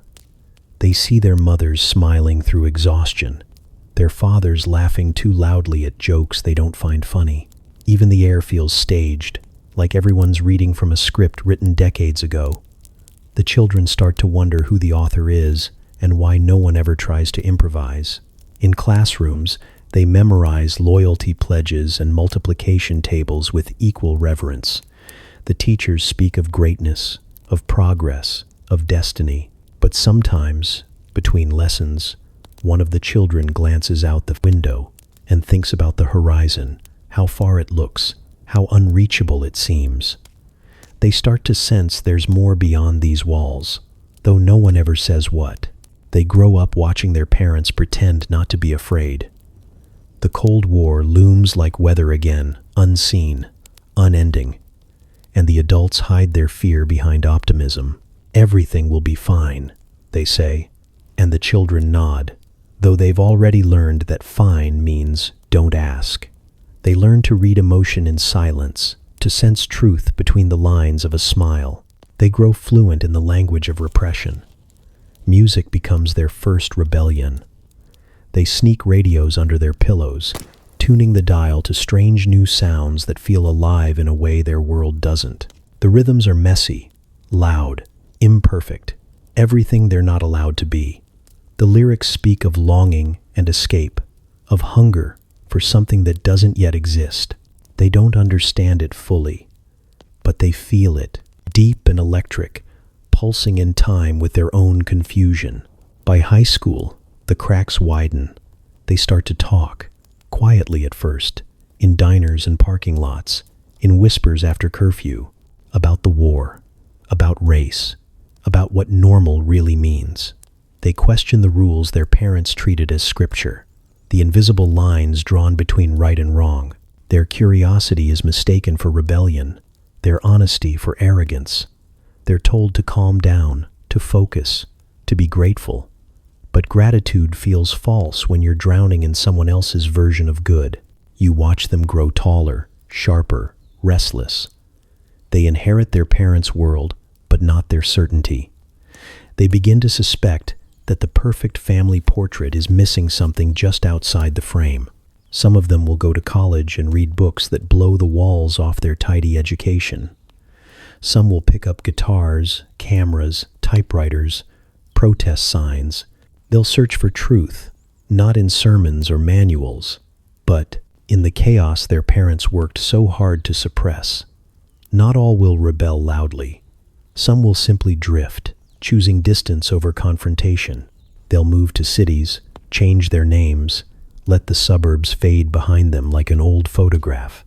Yet even in their silence, they'll carry a quiet defiance, the refusal to live small. The lessons they were taught will become the ones they spend their lives unlearning. And years later, when they're grown and the world has changed again, they'll look back and realize they were the hinge raised to obey, destined to question. They'll see their parents not as villains, but as products of fear dressed as virtue. The children of order who taught them everything they would one day dismantle. They won't hate them for it, but they will speak. Softly at first, then louder, until the sound becomes something new, the echo of a generation discovering its own voice. You wake to the hum of sprinklers, the soundtrack of another perfect morning. The light outside is soft and forgiving, a cinematic haze that makes everything look cleaner than it is.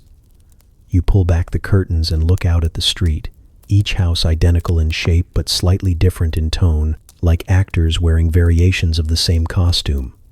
The lawns are freshly trimmed, the mailbox is upright, the driveway smooth. Nothing breaks character here. The neighborhood wakes up on cue, engines start, screen doors slap, and the smell of toast and lawn fertilizer mingles in the air. Housewives wave at one another across hedges, their smiles wide enough to be visible from the street. The men back out of driveways in identical sedans, briefcases in the passenger seat, radios tuned to optimism. Even the children play their parts. Clean shirts, combed hair, voices rising and falling like lines from a script rehearsed too many times. It feels like living inside a commercial. Every action designed to sell the illusion of contentment. The streets are curved, not straight, because architects believed that winding roads would make people feel safer, less trapped. But the curve only loops you back where you started. The sidewalks are lined with trees planted for symmetry, the kind that grow in predictable directions. Even nature has been told where to stand. You know your cues by heart. The polite wave to the neighbor watering his lawn, the cheerful greeting at the mailbox, the brief conversation about weather, interest rates, or the new couple moving in down the street. The script never changes.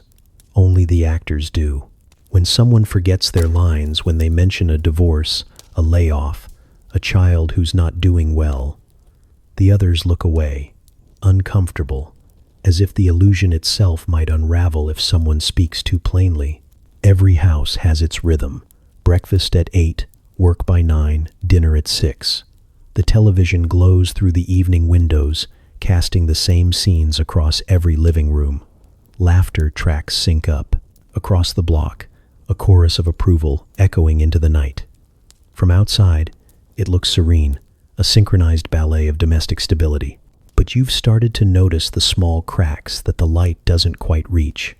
The drawn curtains during the day, the muffled arguments beneath the hum of the dishwasher, the smile that lingers half a second too long before slipping away. You sometimes wonder who you'd be without the routine, what you'd say if you stopped editing yourself for the neighbor's ears. The thought feels dangerous, like walking off stage in the middle of a performance. The applause might stop. The silence afterward might be unbearable. So you keep playing your part, even when it feels like costume armor you never meant to wear. On weekends, the neighborhood gathers for block parties, everyone pretending it's spontaneous, though the paper invitations say otherwise. There's potato salad, paper lanterns, small talk that loops in circles. You laugh at the right moments, comment on someone's new fence, listen to stories that sound rehearsed. The air smells of grilled meat and conformity. From a distance, it must look joyful, a postcard of post-war harmony. Up close, it's something else, a collective performance, a community built on polite fear of being the one who drops their mask first. The children chase each other through the yards, barefoot and bright, unaware that they're already learning their lines. Be polite. Be good. Don't ask why. You watch them grow into smaller versions of the adults around them, learning to smile through disappointment, to measure their worth in property lines and pleasantries. It's all so ordinary, it's almost holy. Sometimes, after sunset, you walk the block alone. The air cools, the sky fades to watercolor, and the houses glow softly from within. The laughter from inside sounds scripted even now. You pause in front of your own home and see your reflection in the window, framed, symmetrical, smiling. The porch light casts you in golden light, like a final scene waiting for the curtain to fall. Inside, the dinner dishes are stacked, the television hums, and the smell of detergent clings to everything. You sit down, the routine wrapping around you, like a familiar costume. You know the next line before it comes, and you deliver it perfectly. Outside, the sprinklers start again, hissing softly in the dark. The show goes on. You wake to the quiet hum of the refrigerator, that faithful priest of modern living, preserving both food and faith. In the kitchen, the coffee maker gurgles like a prayer wheel. The toaster clicks its amen. Everything around you hums with purpose. Machines built not to save your soul, but to save you time. And in this world, time is holiness. You pour your coffee, flip through the newspaper, and realize that salvation now comes with a price tag and free shipping. The stores open like cathedrals. You walk through their glass doors and are baptized in fluorescent light. Aisles stretch before you in gleaming order, filled with offerings, detergents promising purity, lotions whispering eternal youth, televisions large enough to make reality optional. You don't need to believe in much anymore, just in the power of purchase. The packaging tells you who you are. The receipt confirms it. You push your cart reverently, the squeak of the wheels a modern hymn. Around you, other worshippers move in quiet procession, eyes scanning for deals like blessings. A mother compares brands of cereal as though decoding scripture. A man in a gray suit chooses a new vacuum with the solemnity of a confession. Everywhere you look, belief takes the shape of ownership. At the checkout line, a smiling clerk hands you your bag as though bestowing communion. "Have a nice day," she says, and you almost believe her. Outside, the parking lot gleams like a modern Jerusalem, orderly, safe, paved in good intentions.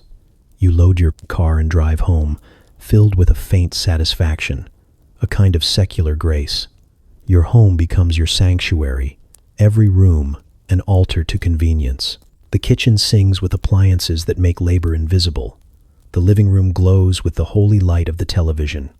The couch becomes your pew, the remote your rosary. Advertisements fill the air like psalms. each one promising redemption through acquisition. Because you deserve it, they say, because you've earned it. The gospel of consumption is soothing, familiar, endlessly repeated. Sunday mornings no longer require pews. You can worship from your recliner. The television preacher smiles too much, his words smooth and confident. He sells certainty in the same tone as a car commercial. Give, he says, and you shall receive. The congregation nods through the screen. It's all one big transaction. The currency changes, but the faith remains the same. You've learned that guilt can be absolved with a medication, credit card swipe, and a limited time offer.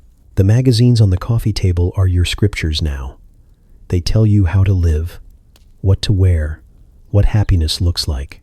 Their commandments are simple. Thou shalt not age. Thou shalt not appear poor. Thou shalt always upgrade. You follow faithfully, buying the next thing before the old one breaks, purging the obsolete like heresy. You tell yourself it's progress, not vanity. Dinner parties turn into rituals of display. You serve food on matching plates, the good china that exists only to be admired. Conversation hovers politely around prices and brands. Where did you get that blender? Someone asks, and it feels almost like praise. The table glows under soft light, the illusion of abundance made complete. You smile, but deep down, you sense the strange emptiness of being full. Sometimes, late at night, you wander through the quiet house, the air humming with electricity. You look around at the things you've gathered, the shiny, the new, the once desired, and feel them watching you back, patient and indifferent. They don't judge, but they don't comfort either. They just exist, small monuments to moments of wanting. The world outside keeps selling, and you keep listening. New products, new promises, each one shinier, smoother, simpler. You tell yourself it's just how life works now, that happiness comes wrapped in plastic with a warranty and a return policy. Yet somewhere deep inside, beneath the hum of convenience, a quieter voice stirs. It asks what happens when the batteries die, when the shelves empty, when there's nothing left to buy. You silence it easily. You open the fridge, pour a glass of milk, and take comfort in the hum of the light. Tomorrow there will be new sales, new sermons, new reasons to believe. The altar of convenience never closes. It only updates. You don't invite the Cold War into your house, it just shows up one evening, flickering through the television set.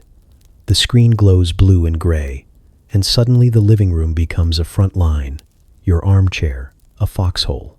The newsreel announcer's voice booms with that brisk certainty only men with perfect hair and limited information can manage. Somewhere in the world, something explodes in black and white, but the reporter calls it progress. You sit closer to the screen, the light painting your face in patriotism. The kids are sprawled on the floor, faces soft and unbothered, half listening while playing with their toy tanks. The living room smells faintly of dinner roast beef, canned peas, safety. You tell yourself you're lucky to live here, where the lawns are even and the threats are far away. Still, when the newsman mentions missiles, you glance at the window as though something invisible might be hovering there. Polite, but deadly. Television isn't just entertainment anymore, it's instruction. After the news comes the sitcom, and the mood shifts like a curtain drop. The family on screen looks like yours, only cleaner. Their house sparkles, their children never raise their voices, and even their arguments end in laughter. The father delivers lessons with gentle authority. The mother nods gracefully. The audience laughs at the right moments. You watch and learn what happiness should look like. It's a strange double feature: fear followed by reassurance. Dread sandwiched between commercials for toothpaste and washing powder. You learn to absorb both without choking. One moment you're imagining fallout shelters and foreign invasions. The next, you're humming along to a jingle about freshness that lasts. Somewhere between propaganda and detergent, the definition of normal gets rewritten. Your neighbors watch the same programs. The next day, at the mailbox, You exchange small talk that sounds suspiciously like yesterday's broadcast. "Did you see that report on the Soviets?" one says, shaking his head like an actor hitting his mark. "Terrible." You nod, reply with a line about American strength, and feel oddly reassured. Television has become the script everyone's reading from, the glue keeping the illusion of unity from peeling off. Children learn their lessons too. School mornings begin with the pledge, afternoons with civil defense drills. "Duck and cover," the teacher says, and the class obeys, folding themselves beneath desks that smell of wood polish and panic. You watch them, small bodies practicing survival under fluorescent light, and tell yourself it's only a precaution. The teacher's smile is too tight to believe it. At home, your husband reads the paper like it's scripture. Headlines scream about threats and victories, but the subtext is always the same. Be afraid, be proud, buy more. You can't help noticing how often fear and consumption walk hand in hand. A new car, a better fridge, a bigger television, all small fortresses against uncertainty. The living room becomes the control center of faith, fear, and furniture polish. Evenings end predictably. Dinner, dishes, the sound of laughter from the screen. The family gathers again before the television altar. The program tonight is about spies and bravery, about standing tall and thinking right. When the credits roll, there's applause you can't hear, but still, you feel it like the nation itself is clapping for you. Sometimes, when everyone's asleep, you switch the television back on and watch the test pattern glow silently across the room. The hum of the screen feels almost intimate, like a heartbeat that isn't yours.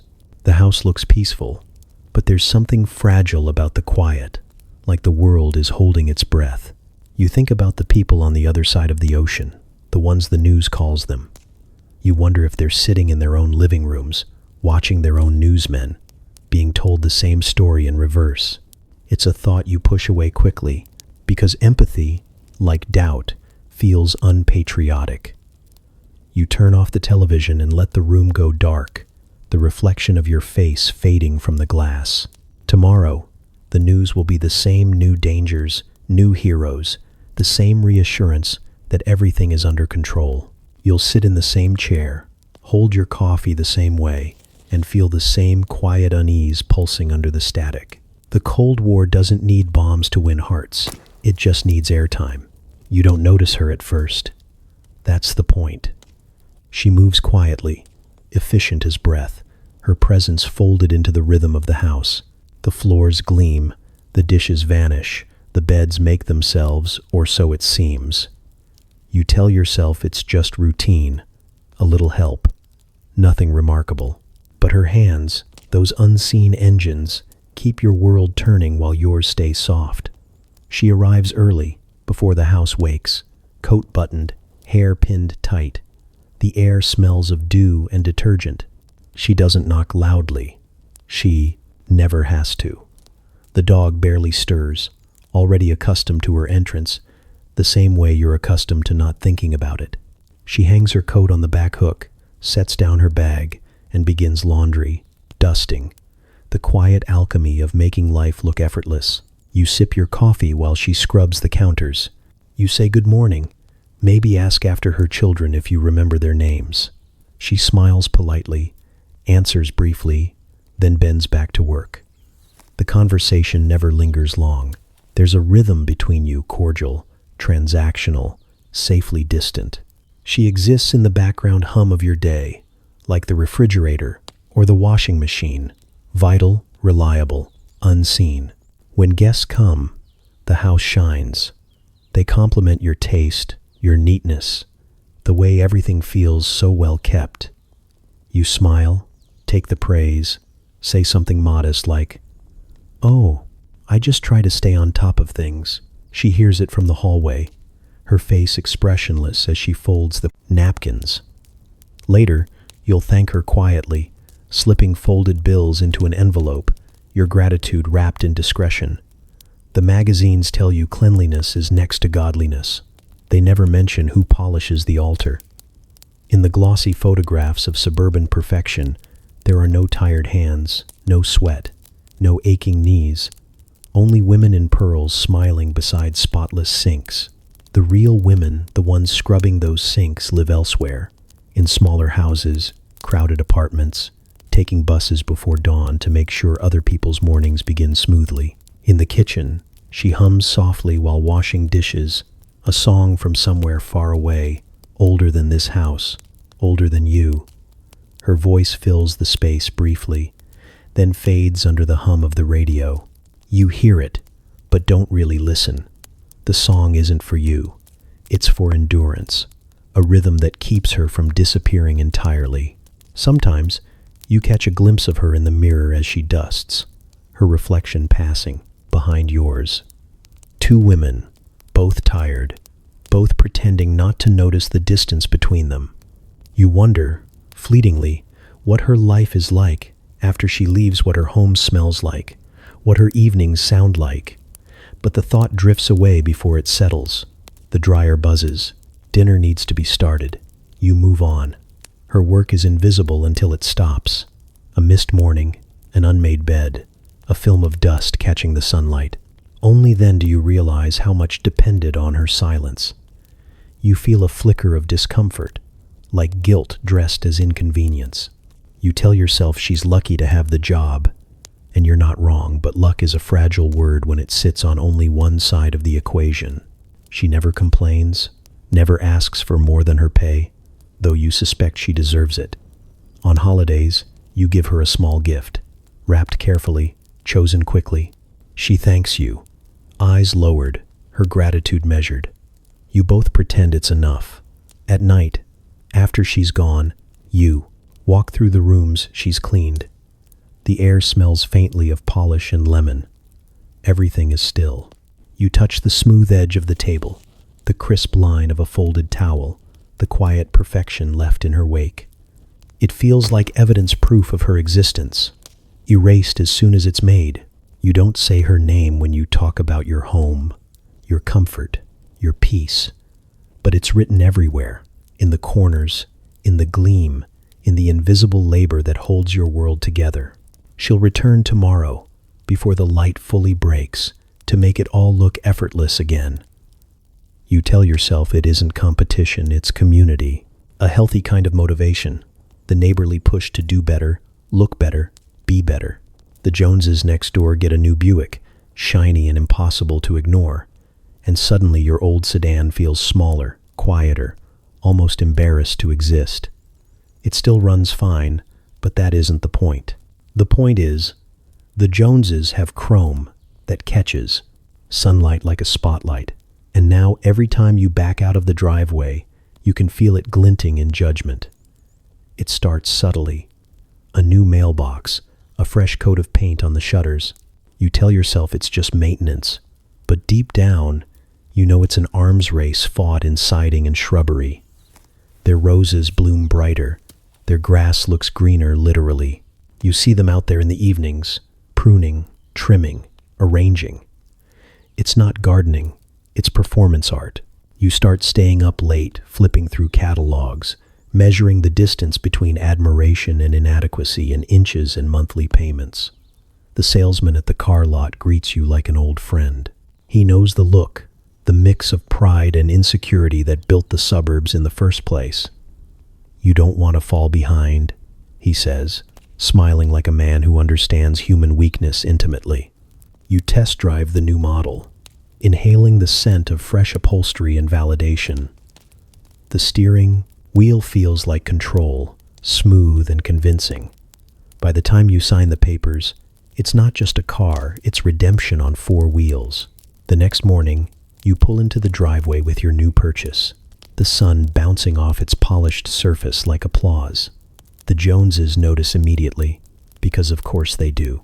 There's a flicker of acknowledgement, a smile, a nod that says, "Well played." You feel triumphant, almost holy.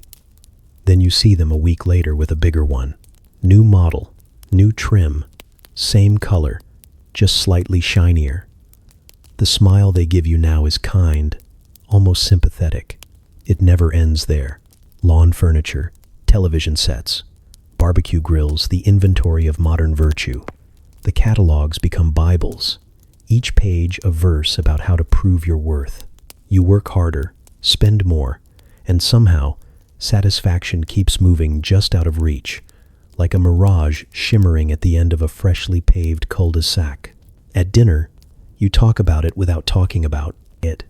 The Joneses must be doing well, you say, casual but pointed. Your spouse nods, eyes flicking toward the window, as if the Buick might be visible from the table. You both eat quietly for a moment, the air thick with unspoken arithmetic. Then someone mentions the upcoming neighborhood barbecue, and the tension melts into small talk about potato salad and who's bringing what. The performance must go on.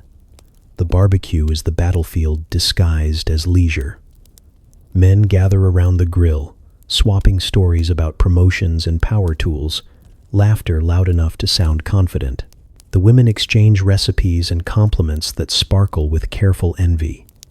"Oh, I love your new drapes," means, "How much did you spend?" "We've been thinking of adding a patio," means, "We noticed yours is bigger." Even the children compete, whose bicycle shines brighter, whose parents clap louder. You tell yourself it's harmless. This ritual of comparison, it keeps standards high, keeps everyone striving. But sometimes, late at night, when the house is quiet and the new Buick sits outside gleaming under the streetlight, you feel something else, an ache that isn't quite pride, not quite satisfaction. You wonder who the Joneses are trying to impress, and whether they ever look at your house and feel the same restless longing. The next day, you find a new catalog in the mail. "Summer upgrades," it says in cheerful type. The cover shows a family smiling in their backyard, identical to yours except for the pool glinting behind them. You flip through the pages slowly, tracing the photos with your thumb. The images hum with promise. Happiness available in 12 easy payments. You know better, but still you dog-ear a few pages. In the morning, you wave to the Joneses as they wash their car. They wave back, smiling that perfect practiced smile. You compliment the shine. They thank you. The sunlight catches the chrome, and for a brief moment, everything looks perfect. 2 houses, 2 families, 2 versions of the same American dream, mirroring each other endlessly. You step back inside, the sound of sprinklers rising like applause behind you. You start to notice it first in the way people lower their voices. Conversations that used to float easily over fences now shrink to murmurs, sentences half swallowed and left unfinished. The neighbor across the street, the one who used to lend you his ladder and gossip about zoning permits, suddenly looks over his shoulder before speaking. The friendly nods remain, but something invisible has moved in something colder than suspicion and quieter than fear. It's the early 1950 seconds, and everyone's learning the same new social skill, the art of discretion. You keep your opinions light, your tone patriotic, and your radio turned to the right frequency. The government says there are communists among you, hiding in plain sight, and you'd hate to seem like the kind of person who isn't worried enough. You watch your language like it's evidence. The newspaper headlines turn every morning into a warning. Infiltration, subversion, enemies within. It sounds melodramatic until you realize the words have begun to shape your thoughts. You look at the postman differently. You wonder what your coworker meant when he called the union meeting spirited. The teacher who assigns a novel about injustice, what's her angle? The national mood becomes a shared anxiety, dressed neatly in Sunday clothes. At home, the radio hums with certainty. The announcer's voice is calm, fatherly, persuasive. He tells you that loyalty is the foundation of freedom, that vigilance is the price of safety. You nod along, folding laundry, absorbing the lesson by osmosis. Every family must do its part. Every citizen must stay alert. You feel proud of your diligence. You've started listening more carefully, watching more closely, not out of fear exactly, but out of duty. It's a strange new intimacy, this paranoia. It turns everyone into both performer and audience. You rehearse your small talk before social gatherings, editing out anything that might sound too critical, too curious, too human. At the office, people laugh loudly at patriotic jokes that aren't funny, just to prove they're in the right club. Even laughter becomes a signal. The FBI posters at the post office don't help. Bold letters, serious faces, the promise of reward. If you see something suspicious, report it. You study the examples: odd behavior, foreign sympathies, unexplained travel, and realize that with the right lighting, almost anyone could qualify. You start remembering things that don't quite matter. That your neighbor reads the paper from the back first. That your dentist drives a foreign car.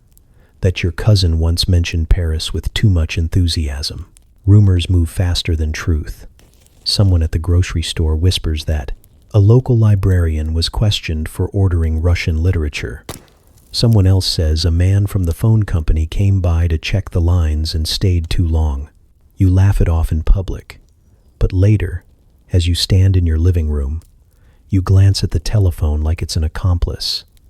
The wires hum faintly in the walls, and you wonder if silence can be recorded. Even the children learn the script. They recite the pledge with more precision now. Hands over hearts, voices steady. At school, they draw posters about freedom and vigilance, glue stars and stripes over the cracks in their innocence. At dinner, one of them mentions hearing that the mailman's brother doesn't like baseball. The table goes quiet for a beat before you change the subject to dessert. One night, you find a manila envelope slipped under your door. It's blank except for your name typed neatly across the front. Your pulse quickens. You carry it to the kitchen, the fluorescent light too bright, and open it slowly. Inside is a pamphlet about loyalty oaths, how to sign one, why it matters, where to return it. You feel relieved, almost flattered, until you realize it means someone thought you needed reminding. You sign it the next day. You tell yourself it's just paperwork, a formality. But when the ink dries, something in you feels lighter and smaller at once. You've proven your loyalty, but you're not sure to whom anymore. Outside, the neighborhood looks the same: trim lawns, quiet streets, porch lights glowing like tiny sentinels. Yet every house seems to hold a secret now. You nod to the Joneses, smile at the mailman, wave at the neighbor mowing his lawn, each gesture polished, practiced, precise. The performance never ends. Inside, the radio hums on, soft and persuasive, whispering that safety is simple if you have nothing to hide. You turn up the volume, just in case someone's listening.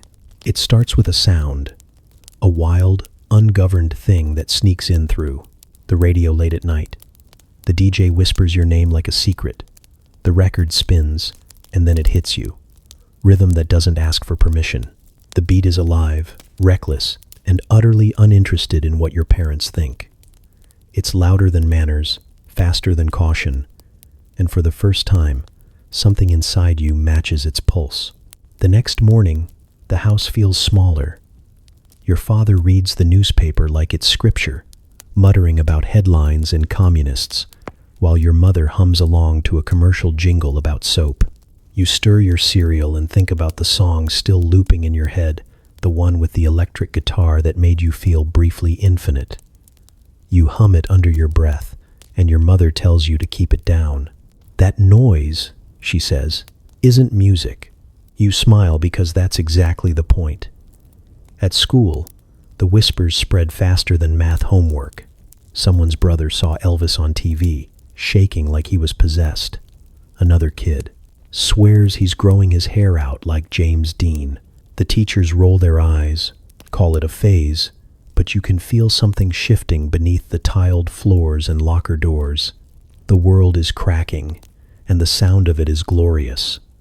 You start saving for records, skipping milkshakes, hiding change in your desk drawer. When you finally bring one home, your father frowns at the cover. Too much leather, not enough decency. This isn't art, he says. It's rebellion. You slide the vinyl onto the turntable anyway, The needle drops, and the room fills with defiance. The guitar snarls. The drums hit like a heartbeat unchained. Your mother sighs. Your father says something about the downfall of civilization. You just tap your foot and feel your pulse align with the music.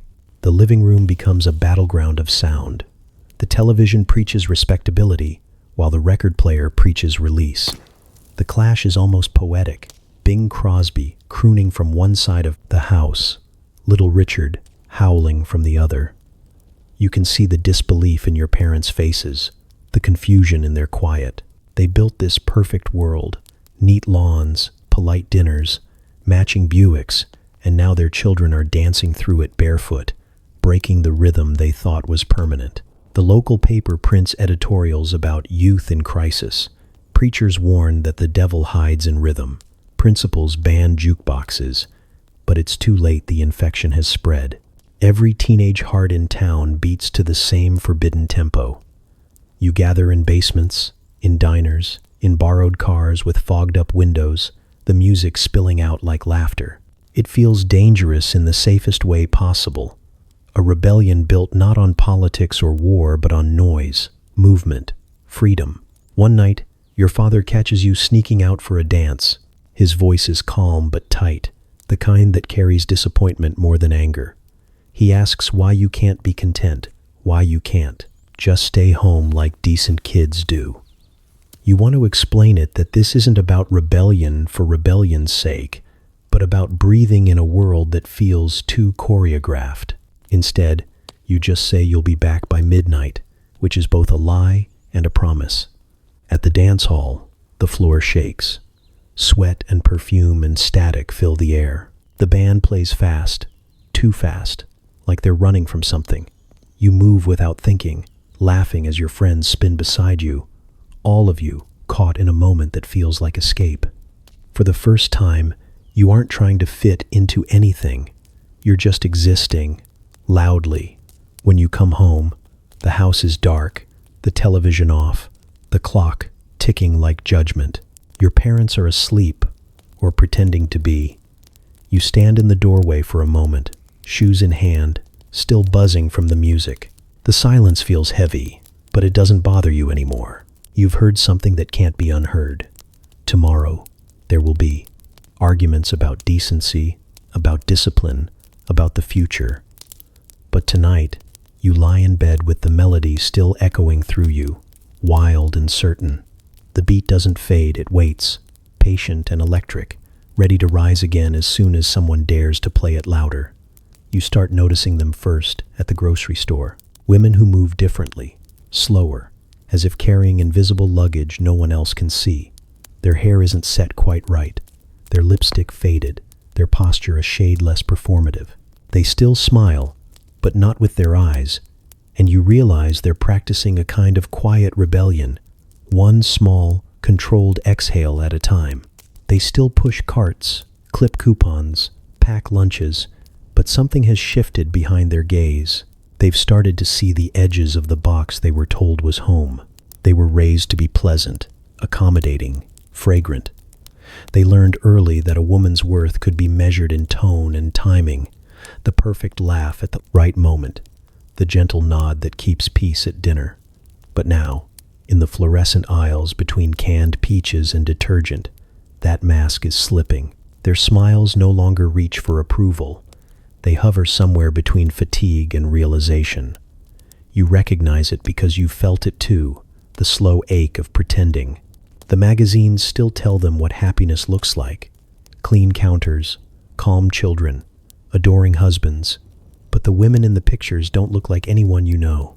Real women have dark circles, chipped nails, bills hidden under the fruit bowl. The dream promised ease. Instead, it delivered maintenance. They polish their lives until they gleam, but the shine only reflects back the emptiness. You see them at church on Sundays, hats tilted just so, faces trained in serenity. They shake hands, exchange recipes, talk about PTA meetings. Yet under the hymns and polite conversation, there's an undercurrent, a shared exhaustion that feels almost sacred. They've started speaking in code. "I've been so busy lately," really means "I can't keep doing this." "My husband's been working late," translates to "I eat dinner alone in silence." The words are safe. The meaning is not. In the afternoons, they gather in living rooms with coffee and cigarettes, the smoke curling like confessions. They talk about recipes first, then school, then slowly dangerously about themselves. One admits she doesn't love her husband anymore.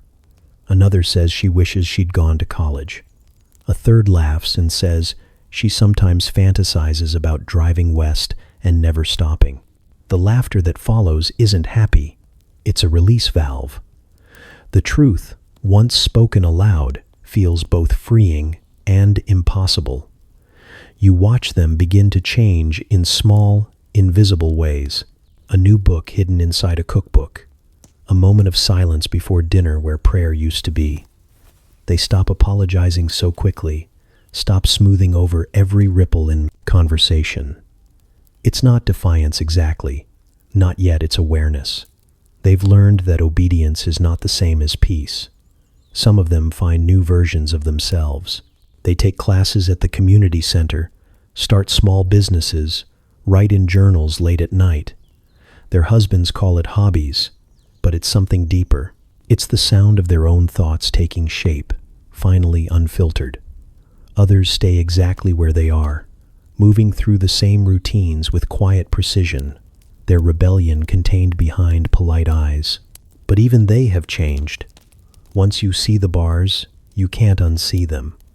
At dinner parties, you catch fragments of their new honesty. "I don't bake anymore," one says, laughing too loudly. The store-bought ones are fine. The men joke about convenience. The women exchange a look that says more than words could. The silence between them hums with recognition. The younger women notice too. Daughters watch their mothers pour coffee, smoke in silence, smile when they don't mean it. They sense the performance, the strain beneath it, and somewhere deep inside, they make a promise to themselves to never become that quiet, to never smile unless it's real. You realize that change rarely begins with shouting. Sometimes it starts with nothing more than stillness, the refusal to keep pretending that everything is fine. These women, with their soft voices and tired eyes, are building a revolution that doesn't yet have a name, one that lives in sighs and glances, in laughter that borders on grief. The next time you see one at the store, you notice she doesn't smile at all.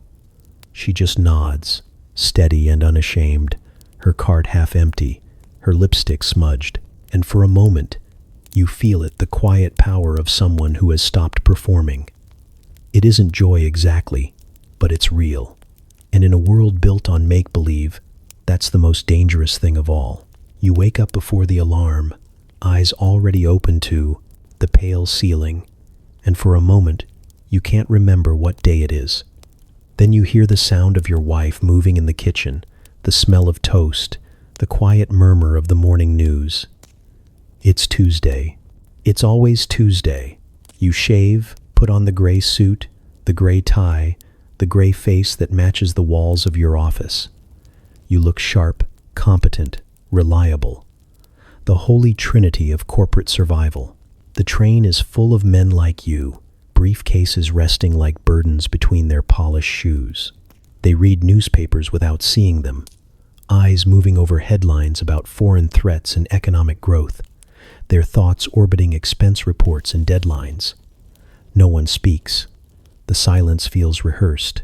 The rhythm of the train becomes a kind of lullaby, the same metal-on-metal song that has carried generations of men toward the promise of stability and slowly drained the color from their dreams. At the office, everything smells faintly of paper, ink, and exhaustion. The air is conditioned, controlled, sterile. You greet your coworkers with that particular kind of politeness reserved for people you might one day have to undercut. There's a hierarchy here, unwritten but ironclad, and you climb it carefully, one polite smile at a time.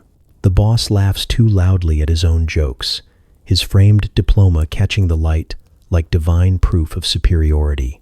You nod at the right moments. You call him sir. You pretend the approval of this man means something about who you are. Your desk is neat. It's supposed to be. The chaos has to stay inside your skull, where no one can see it. You shuffle papers, answer phones, fill out forms, every action a ritual in the great religion of productivity. At lunch, you eat with the other men, each of you armed with small talk and sandwiches. How's the wife? Kids doing okay? Heard you might get that promotion. The sentences loop endlessly, predictable and hollow. No one ever asks, "Are you happy?" That question doesn't exist here. You catch your reflection in the window. One afternoon, the city stretched behind you like a grid of glass and purpose. You look respectable, dependable, exhausted. You remember wanting this once: the job, the suit, the steady paycheck. You thought success would feel like freedom. Instead, it feels like compression. The walls close in one polite email at a time. At home, the children run to you at the door, their laughter still untamed. You lift them up, smile, ask about school. Your wife tells you about the neighbor's new car, the grocery bill, the latest PTA drama. You nod, you respond, you play your part. The gray suit hangs heavy on your shoulders even after you take it off. After dinner, you sit in your chair, pipe in hand, the television droning soft reassurance. The family watches too, but you can feel the distance stretching quietly between you all, like something elastic that might one day snap. You start noticing things, small cracks in the men around you. The coworker who drinks a little too much at the Friday luncheon, the one who hasn't smiled in months, the one who keeps talking about buying a boat he'll never use. They all wear the same armor, pressed and polite, but underneath you can hear the hum of something breaking. Everyone's pretending to be fine because that's what men do. They build houses, not homes. They climb ladders, not lives. Sometimes, late at night, you stand by the window while the neighborhood sleeps. Every porch light hums in identical rhythm, each house holding its own silent unraveling. You think about how strange it is to have everything you were told to want and still feel like something essential has gone missing. You can't name it, not without sounding ungrateful. The next morning, the alarm rings again. You get up. You tie the same gray tie, look in the mirror, and tell yourself that today will be better. It isn't a lie, exactly. It's survival. You walk to the train, briefcase in hand, part of the steady procession of men who once dreamed of changing the world, but settled for balancing it instead. The city waits ahead, glittering with promises that never quite deliver. The doors close, the train moves, and somewhere deep inside the rhythm of the tracks, you feel the faint echo of a heartbeat you used to recognize. It starts with silence, the kind that hums under the surface of a perfect house. The picture window glows each night, framing the illusion happy family, tidy living room, dinner on the table at 6. From the sidewalk, it looks like harmony. But inside, the air feels brittle. The laughter doesn't echo the way it used to. You can hear the clock more than the conversation. You sit across from your spouse at the dinner table, fork in hand, pretending the meatloaf has flavor. The children chatter, but neither of you really listen. Every sentence feels like a script written years ago and performed out of obligation. The dream you built together, the one made of picket fences and polite promises, now hums with static. Somewhere along the way, comfort became distance. Divorce used to be something that happened to other people. Neighbors whispered about it. The church frowned. The community adjusted its smiles accordingly. But lately, you notice it everywhere. A woman down the street moves out suddenly, her name still on the mailbox. A man from work confides that he's sleeping on his brother's couch. The newspapers call it a sign of the times, as if broken hearts are a national trend. You start hearing new words, modern words, suspiciously gentle ones: counseling, compatibility, self-discovery. They sound almost scientific, as though unhappiness can be measured and treated. like a cold. The magazines start publishing articles about finding yourself, though the ads on the next page still promise joy through dish soap and deodorant. You think about therapy once, or twice. The idea feels indulgent, almost radical. To sit in a room and talk about feelings? That's something Europeans do, not respectable Americans. But still, the thought lingers. It visits you in the car, on the train, in those long, quiet moments when you wonder what went wrong. Your spouse feels it too. You both move through the house like careful ghosts, avoiding old arguments by sticking to safe topics: bills, weather, the kids' grades. When you touch, it's polite. When you smile, it's practiced. Sometimes, in the middle of the night, you wake up and look at their silhouette in the dark and feel a sudden pang of grief, not for the person beside you, but for the people you both used to be. When you finally suggest counseling, you say it casually, like mentioning a new restaurant. There's a pause, the kind that stretches thin, then a nod. Agreement disguised as indifference. You go, both dressed neatly, as if good manners might fix what honesty could not. The office smells like books and mint tea. The therapist speaks softly, as if afraid to startle you. You both explain your problems in turns, resentments rationed out like small coins. You talk about stress, about expectations, about how tired you've been. The word lonely floats between you like a ghost, acknowledged but not touched. The therapist nods, scribbles notes, and tells you you're brave. You're not sure it feels like bravery. It feels like damage control. Outside, life continues as if nothing has changed. The Joneses still wave from their driveway. The milkman still smiles. But now, every time you walk past the picture window, you see it differently. It doesn't feel like safety anymore. It feels like glass, thin and fragile, ready to shatter with one good truth. In quiet moments, you start reading those self-help books everyone's whispering about. How to be happy again. Finding the real you. Love and its discontents. You read them in secret, tucked inside magazines so no one will notice. The advice is strange, sometimes infuriating, but parts of it stick. You start writing in margins, underlining sentences that sound like pieces of your life. Slowly, you begin to understand that maybe the collapse isn't failure, it's exposure. The mask is cracking, yes, but beneath it is something more honest. Maybe that's what everyone's afraid of. One day, the word divorce slips out of your mouth. It hangs in the air between you and your spouse, heavy and unreal. You wait for the explosion that doesn't come. Instead, there's relief. Quiet, shocking relief. The performance is finally over. Later, when the papers are signed and the furniture divided, you walk past that same window and catch your reflection in it. For a moment, you see not a tragedy, but a beginning. The glass still gleams, but it no longer hides you. The house is smaller now, emptier, but honest. The silence that fills it isn't brittle anymore. It's clean, open, almost kind. You meet them first in the pages of a magazine, though you don't know it yet. The smiling faces, the glossy promises, the words that make you want something you didn't even know existed. Those are their fingerprints. They live in boardrooms high above the city, where the light hits chrome and glass just right, where coffee is strong and ideas are stronger. They wear suits that whisper success and smiles that don't quite reach their eyes.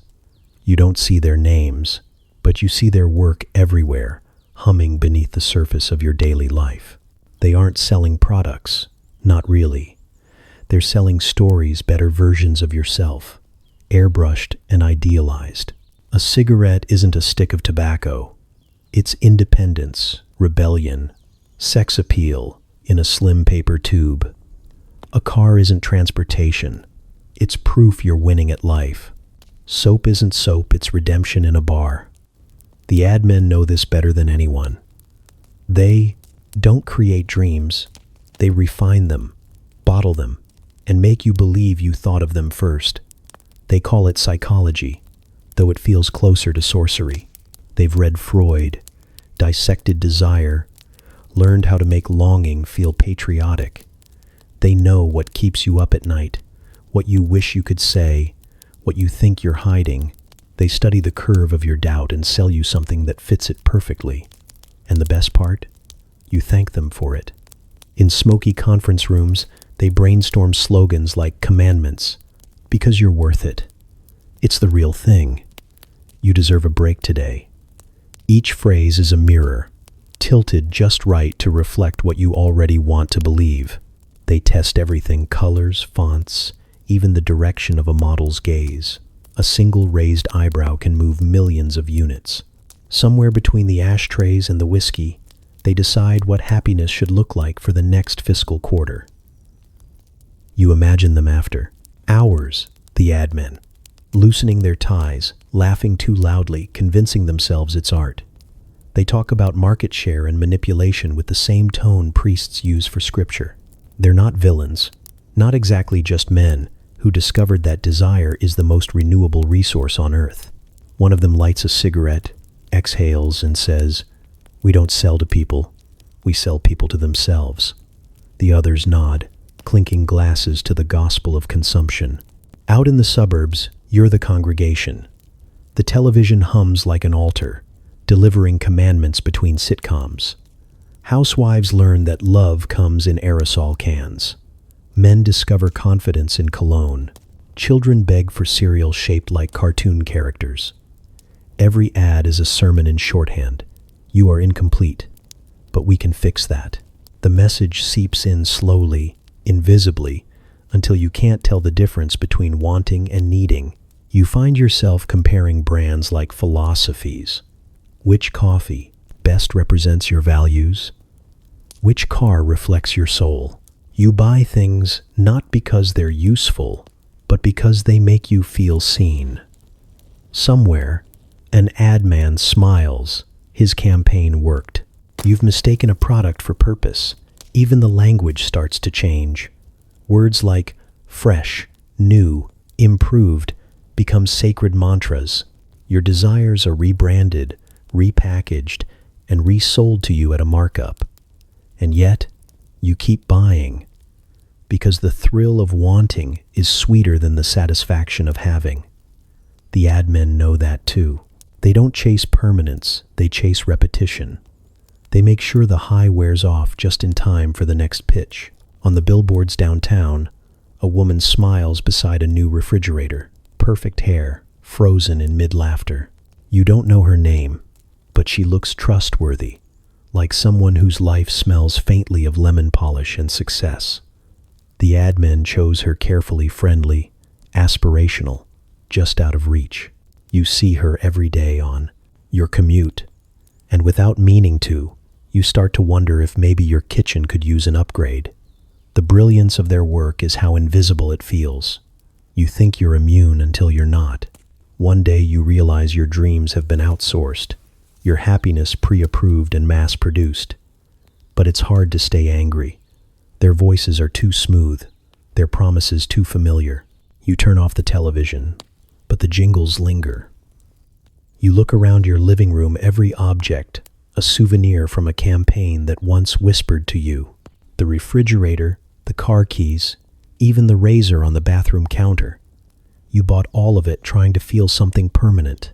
And somewhere, in a tall building filled with glass and laughter, the ad men light another round of cigarettes and begin again. Another product, another story, another reason for you to reach for something just beyond your grasp. Because they've learned the truth. Most of us spend a lifetime avoiding. Contentment doesn't sell. Desire does.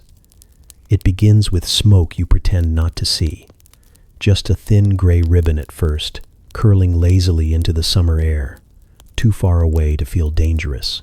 You tell yourself it's a brush fire, a bad spark, a mistake that someone else will handle. But then the sound comes: sirens, shouting, the low roar of something breaking loose. You step out onto your manicured lawn, the one you've mowed every Saturday for years, and the horizon looks different now. Not suburban, not safe, just burning. You stand there, coffee cup trembling slightly in your hand, pretending the heat has nothing to do with you. The news will say it started downtown, as these things always do. But you can feel the distance collapsing, mile by mile, block by block. The television later will call it unrest, like it's a polite argument instead of the sound of glass shattering under generations of silence. But right now, it's just fire meeting oxygen, truth meeting pretense. All around you, the neighborhood holds its breath. Curtains twitch, sprinklers hum, people hover in doorways pretending to water plants or check mail. You all perform calm, like actors who forgot the next line but refuse to leave the stage. Somewhere in the distance, a car backfires and someone screams. You flinch, though you tell yourself it's just the wind. This was supposed to be the good part of America. The quiet streets, the clean sidewalks, the promise that everyone here had earned their peace. The neighborhood brochures always mentioned safety and community, never who wasn't allowed to buy a house here until recently. You never questioned why everyone on your street looked the same, talked the same, worshipped the same. It wasn't exclusion. You told yourself it was coincidence. But the city knows. The people outside the invisible fences know. They know about the banks that said no, the realtors who redirected, the good schools that stayed good by keeping certain children out. You didn't design the system, of course. You just benefited from it. And now, watching the smoke roll closer, you realize comfort has a cost, and someone else has been paying it. The television later will show footage, brick streets glowing orange, store windows shattered like old promises, men running, women shouting, children watching from behind police tape. You'll hear words like looters, agitators, thugs. But when you listen closely, beneath the noise, there's another language being spoken, the sound of people saying, "Finally, we are still here." You'll hear neighbors talk about fear, about property values, about how terrible it all is. They'll shake their heads and lock their doors tighter. Someone will make a joke about moving further out. Someone else will nod. You'll stay quiet because you're not sure which version of the truth is safe to agree with. That night, you can't sleep. The glow from downtown flickers against the clouds, an angry pulse that won't fade. You lie there and think about the promises the country made, the ones about equality, opportunity, fairness, and how easily those words were framed, sold, and hung on the wall like decor. Maybe they were never meant to be lived in, only displayed. By morning, the smoke has drifted in.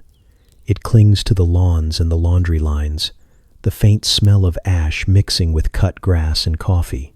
You drive to work through streets lined with National Guardsmen, their rifles reflecting the same sunlight that used to make the neighborhood sparkle. You keep the radio low, afraid of what you'll hear if you turn it up. At the office, people speak in lowered tones. Some call it chaos. Others call it tragedy. No one calls it consequence. The photographs in the paper show fire swallowing the same kind of storefronts you pass every weekend. For a moment, you see it not as destruction, but as exposure by the country's perfect mask finally catching light. That evening, you take the long way home, the roads still blocked in places.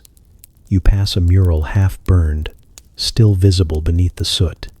A family holding hands, painted in bright colors, smiling in front of a house with a white fence. Someone has spray painted across it in red, one word stretched wide and uneven. Enough. When you finally pull into your driveway, the sky is thick, the air heavy. The houses around you stand untouched, quiet as always, the picture of normalcy. But you can't shake the feeling that the neighborhood isn't as solid as it looks. The fire may have burned miles away, but it left something behind, a truth too hot to bury. You stand by the picture window, watching the last glow fade in the distance. The reflection staring back at you looks unchanged. Clean shirt, safe house, steady life.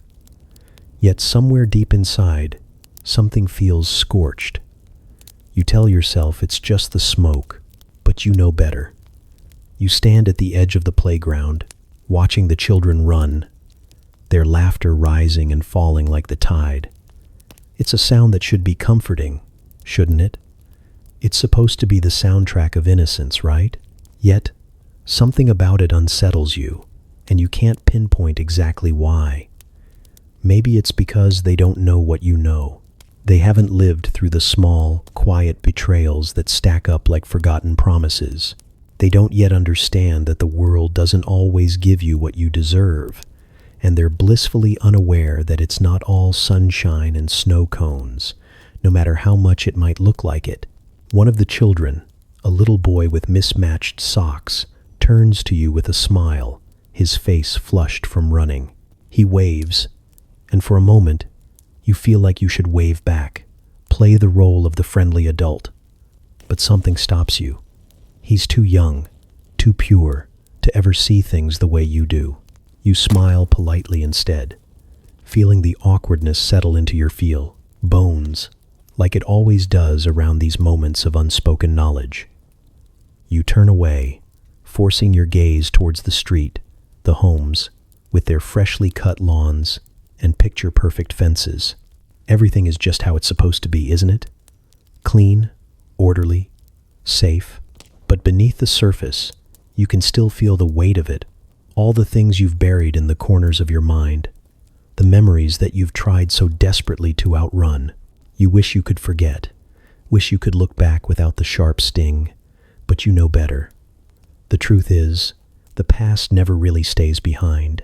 It lingers in the way you wake up some mornings with the taste of regret still on your tongue, in the way your body tenses when someone mentions an old name or a forgotten place. You can almost hear the echoes of laughter from long ago, those moments that seemed so insignificant at the time but now sit heavy in your chest, demanding to be remembered. You never asked for it, never wanted it, but you can't unsee the things you've seen, can't unknow what you've come to understand. It's strange how memory can twist itself into something softer, something almost comforting. It wraps itself in a veil of nostalgia, convincing you that the past was better than it actually was. The fights you had with friends in high school, the disagreements with parents, those were just phases, right? Simple misunderstandings. But that's not the whole story, because memory can also strip away the truth, smoothing the rough edges until everything looks like a snapshot from a magazine, bright, perfect, unreal. You tell yourself that maybe, just maybe, the pain wasn't as sharp, the loss wasn't as deep. You want to believe it, but somewhere in the back of your mind, you know better. The children's laughter continues, a high-pitched reminder of what once was, what should have been. You can't help but wish you could go back to the moments before it all started, to unravel, when everything felt safe, when the world seemed like a place full of possibility. But there's no going back. There never is. Time doesn't reverse itself. It only moves forward, whether you're ready for it or not. A woman passes by on the sidewalk, pushing a stroller, her face a mask of determination. She doesn't look at you, but you notice the way her hand clutches the handle of the stroller a little too tightly, as if she's holding on to something just out of reach. Maybe she, too, is running from something, hiding a part of herself behind the smile she wears like a second skin. Maybe she's trying to protect the child in the stroller from the same things you couldn't protect yours from. Or maybe she's just trying to make it through the day, just like everyone else. You wonder if she knows how much it costs to keep pretending that everything's fine. Your phone buzzes in your pocket, the vibration pulling you back to the present, to the reality of the world outside the bubble you've constructed. You pull it out without thinking, the screen lighting up with a message that's irrelevant, just another notification from someone who doesn't understand. You lock the screen again, the moment slipping away, the ache creeping back. The children's laughter is still there, still ringing in your ears, a reminder that they are here and you are here, and yet somehow the two worlds are never going to fully align. You know that, even though you don't want to admit it. You've spent so many years trying to forget the things you've learned, trying to outrun the weight of everything you can't change. You've tried to bury the ache, but it's still there, stubborn and unrelenting. You stand there for a moment longer, watching the children play, wishing you could feel what they feel, wishing you could look at the world with the same untainted optimism, the same blind faith that everything will turn out okay. But you can't. You know, too much now. And maybe that's the price you pay for growing up, for learning the hard lessons. You wish you could tell them, the kids with their wide eyes and carefree laughter, that the world is not always kind, that life will not always be fair. But you know they have to figure it out for themselves. With one last glance at the children, you turn and walk away, the ache following you like a shadow, always there, always waiting. And you wonder if anyone will ever really forget, or if, in the end, the past is the one thing we can never outrun. The radio hums softly in the background, the quiet crackle of static filling the room as you sit there, feeling like you've been waiting for something. You can't put your finger on it, but the air feels charged, like it's bracing for something big, something loud, something that's going to break everything apart. The 1,950 seconds were neat, polished, predictable. The world had its rules, its roles. You knew what was expected of you, and for the most part, you followed them. Everyone did. But you can feel it now, deep in your bones, that the world is about to shatter into a million pieces, like glass hitting the floor. Then, suddenly, the music shifts. The dull background noise of the radio is replaced by something new, something alive, voices rising up in defiance, guitars wailing, drums pounding like a heartbeat that's too fast. It's the sound of change, the sound of the 60 seconds crashing into the neatly ordered world of the 50 seconds. The Beatles, Elvis, Dylan, they're not just artists anymore. They're prophets, and their music is the sermon that everyone is hearing whether they want to or not. You feel it before you even understand it. The rhythm surges through the air like electricity. The songs don't ask permission. They demand to be heard. And with each note, it's like the walls around you start to crack. The rules, the expectations, the careful lines of the past, all of it begins to crumble under the weight of a different kind of noise. The world you knew isn't going to survive this. You can feel it. And even if you don't know where it's going, you know it won't be back. The adults around you are uneasy, their faces pinched with something you can't name. They shuffle a little faster when the music starts, their eyes flickering nervously. They don't understand it, don't know what to do with it, but they can't ignore it either. It's everywhere now, the music, the clothes, the attitudes, a wave of rebellion that's washing over the tidy, conservative streets, leaving ripples in its wake. You see it in the way the older generation talks, the way they shake their heads when the news reports a new protest or a different kind of march. But you're not sure what to make of it either, but you can't look away. It's like watching a fire start in slow motion, knowing that it's going to consume everything, but you can't stop it. You don't want to. And so, you sit there, amidst the swirling chaos, as the radio blasts the sound of a revolution. You don't know how to explain it. You don't even know if it's good or bad. All you know is that the music is different now, and with it, the world is too. You feel the ground beneath you shift, and the past begins to dissolve into the noise, leaving nothing behind but the future, waiting to make itself known. The world is quieter now, but the hum never really stops. It's always there, vibrating just beneath the surface, an unspoken promise that the dream is still alive. You'd thought it was gone for good, shattered by protests, by wars, by a culture that seemed to reject everything that came before. But now, looking around at the flashing screens, the perfect images, you realize it never really died. It just got a new coat, a new face, and slipped into a more convenient form. It's wearing the digital age like a tailored suit. You're sitting there, scrolling through your phone, and it hits you. The dream that everyone once bought into the house with the picket fence, the perfect family, the shiny car parked in the driveway, it hasn't gone anywhere. It's just not in the real world anymore. It's online now. The illusion, the promise, the carefully crafted image of what success looks like now, it's in a feed. You're scrolling past it, like everyone else, without even thinking about it. But there it is, the same promises, the same expectations, just with better lighting. Instagram, Facebook, Twitter, everyone's selling their own version of perfection, even if they don't call it that. Perfect vacations, flawless bodies, homes that look like they belong in magazines. The dream didn't die. It just found new tools to spread itself. Instead of door-to-door salesmen or glossy magazines, it's influencers and ads that pop up as you scroll through your timeline. It's all carefully curated, meticulously staged. And everyone's buying in again, just like they did when the first happy families appeared on TV. It's just more subtle now. It whispers instead of shouting. It's slicker, more insidious. You've caught yourself in the act a few times, lying in bed, scrolling through the lives of people you don't know, and comparing. That's the trick, isn't it? The comparison. You never even signed up for it, but it's everywhere now. It's in every commercial, every post, every picture-perfect family moment.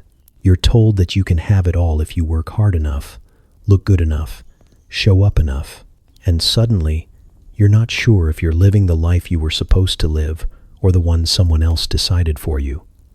The lines are blurred. Maybe they always were. The dream was never about fulfillment, after all. It wasn't about true happiness or freedom. It was about selling a version of a life that could never really exist. And now, it's everywhere, distilled into algorithmic perfection.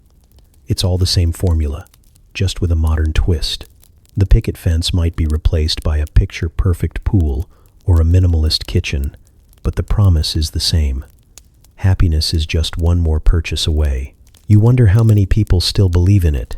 Not the glossy magazines or the white picket fences, they're old news, but the idea.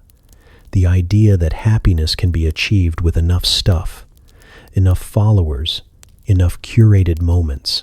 It's almost like a religion now, isn't it? You can never quite reach it, but you're always trying, always chasing the next post, the next image, the next big thing. And maybe that's the point. Maybe it was always supposed to be this way. The dream never needed to be real. It just needed to be believed in. And now, it's easier to believe than ever. As you scroll past another perfect picture, you realize something. The dream doesn't look the same. It's not the same dream you thought was dead. It's just adapted. It's more personalized now, wrapped up in consumerism, but the underlying message hasn't changed. You can be happy if you buy into this version of reality. But the problem is that reality, no matter how perfectly filtered, never feels quite right. It's all too polished, too curated, and for a moment, you stop and think, maybe this was never the dream at all. Maybe it was just the dream that was sold to you.